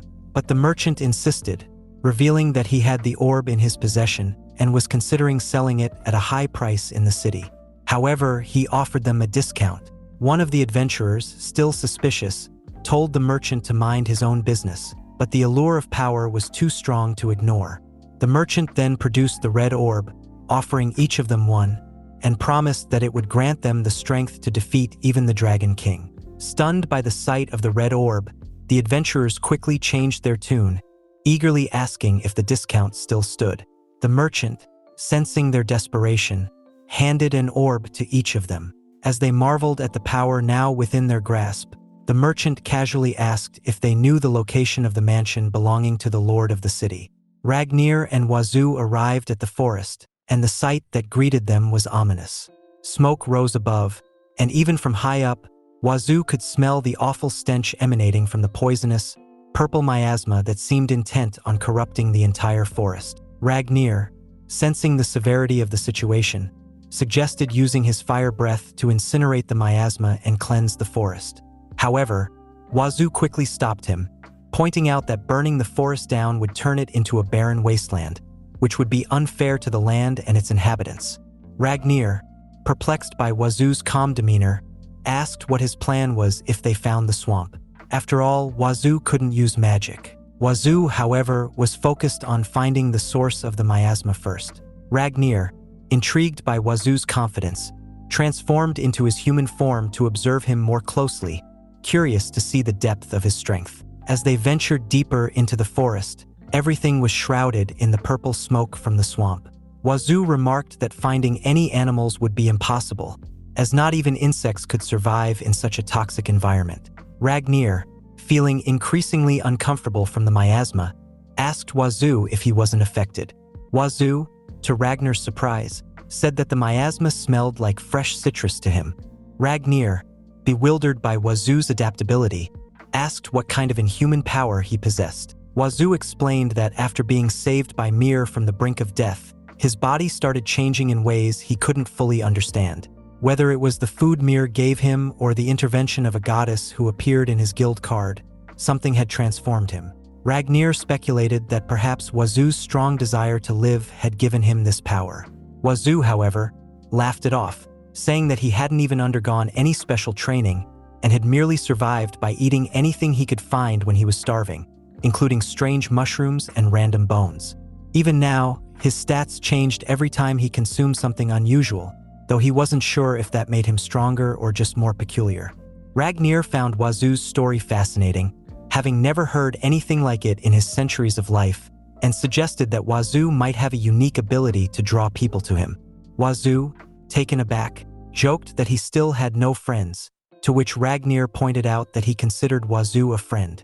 Wazoo, slightly embarrassed, clarified that he meant human friends, prompting Ragnar to remind him that he was currently in human form. Their conversation shifted as they approached the swamp, where the miasma was even stronger. Wazoo, still unaffected, assured Ragnar that he was fine. Suddenly, they spotted something moving in the distance. Wazoo realized that Mel had been right. The source of the poisonous swamp had appeared to confront them. A monstrous creature emerged, its bodily fluids corroding the ground and expanding the swamp. Ragnar warned Wazoo not to touch the creature, as even a single drop of its fluid would be lethal. But Wazoo, ever bold, decided to punch the creature instead. His hand penetrated the creature's fluid body, and after feeling something solid inside, he struck it again, ultimately defeating it. Ragnar was stunned by Wazoo's audacity and strength. Wazoo, pleased with his success, admitted that he had been worried when his hands initially seemed to slip through the creature's body. Ragnar, amazed, remarked that Wazoo had made the creature seem like a small fry. Wazoo nonchalantly agreed, confirming that it was, indeed, a small fry. As the creature dissolved, Wazoo found a red marble on the ground, which reminded him of something similar he had seen before, though he couldn't be certain. The orb suddenly broke on its own, and Ragnar suggested that they leave now that the threat was dealt with. But Wazoo had other plans. There was still the matter of the poison swamp. Wazoo recalled Emma's advice about creating barriers around large poison swamps and then burning them down, a method not unlike what Ragnar had proposed. However, Wazoo had a different idea. He sat down and touched the swamp, much to Ragnar's alarm. Ignoring Ragnar's protests, Wazoo tasted the toxic liquid and remarked that it had a sweet and sour flavor, like citrus. Then, he shocked Ragnar by suggesting that he would drink the entire swamp. Without waiting for a response, Wazoo began drinking the swamp's poisonous contents, much to Ragnar's horror. In a matter of minutes, Wazoo had consumed it all, leaving the forest safe from the spreading poison.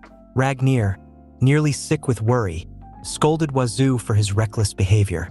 Wazoo, however, smiled and assured him that everything was fine, the forest was safe, and Linux wouldn't be affected.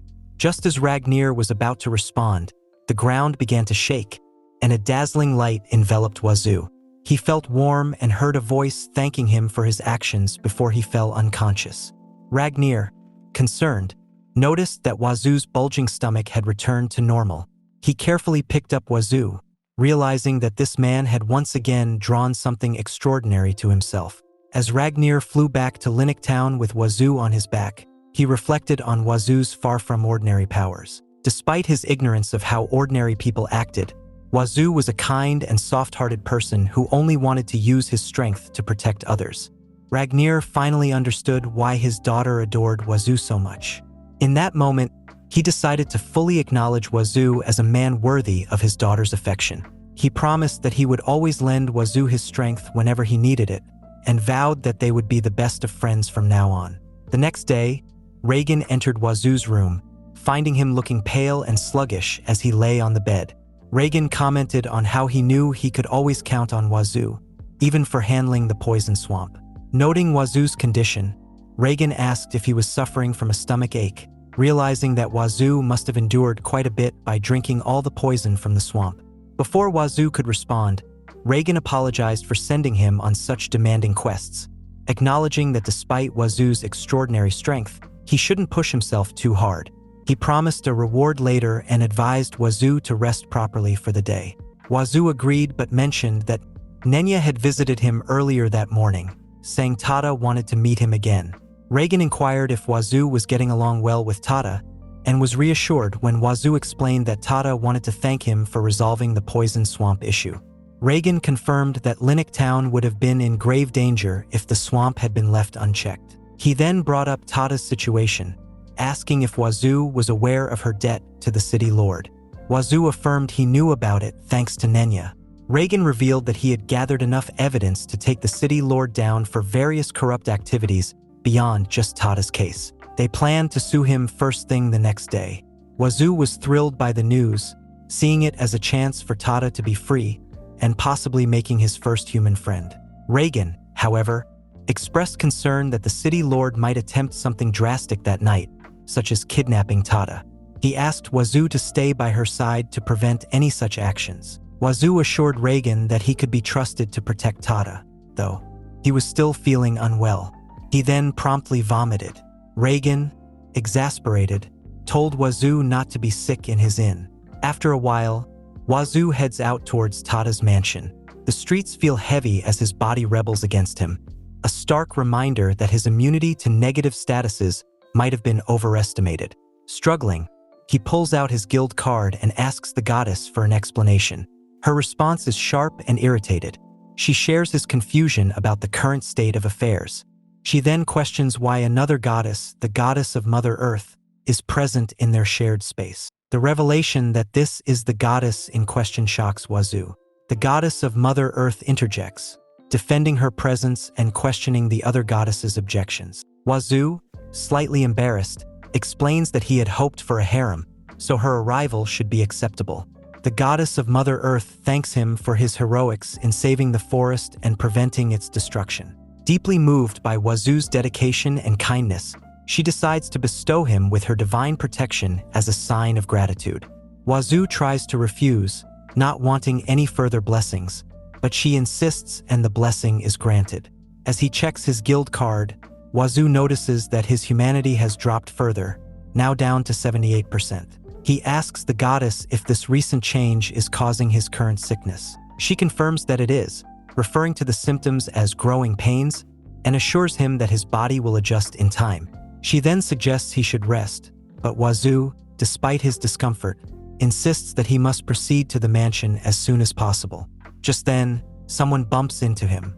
Wazoo apologizes and realizes it's the same merchant in the black cloak he had encountered before. The merchant comments on Wazoo's pallor and offers an antidote or some regular medicine. Though tempted, Wazoo declines, mentioning he would prefer to rest. The merchant smiles knowingly and then laughs, revealing he had misjudged Wazoo's carefree demeanor. He introduces himself as Shiro, and after a brief, enigmatic exchange, he departs, suggesting they might meet again. Confused by the strange encounter, Wazoo refocuses on his priority, ensuring Tada's safety. As Wazoo enters Tada's mansion, he is met by Nenya, who is visibly distressed. Her concern is palpable as she reprimands him for his delayed arrival, clearly worried about the possibility of him being poisoned by the swamp. Despite his attempts to downplay his condition with a weak apology, Nenya's anxiety is evident. She notices his pale appearance and insists that, given the gravity of the situation, he must be in peak condition for the imminent threat. However, before Wazoo can respond, he collapses, falling unconscious to the floor. Nenya's panic escalates as she rushes to him, urgently shaking him in an attempt to revive him. Outside, the town is in turmoil. Monsters flood the streets, and people are transforming into various monstrous forms. In the midst of this chaos, the merchant, cloaked in darkness, watches with a deranged smile. He reflects on the fact that, despite having 4 red orbs, the transformations did not produce the results he had hoped for. Nonetheless, he finds satisfaction in the disorder he has orchestrated, anticipating that it will bring a dramatic twist to the night's events.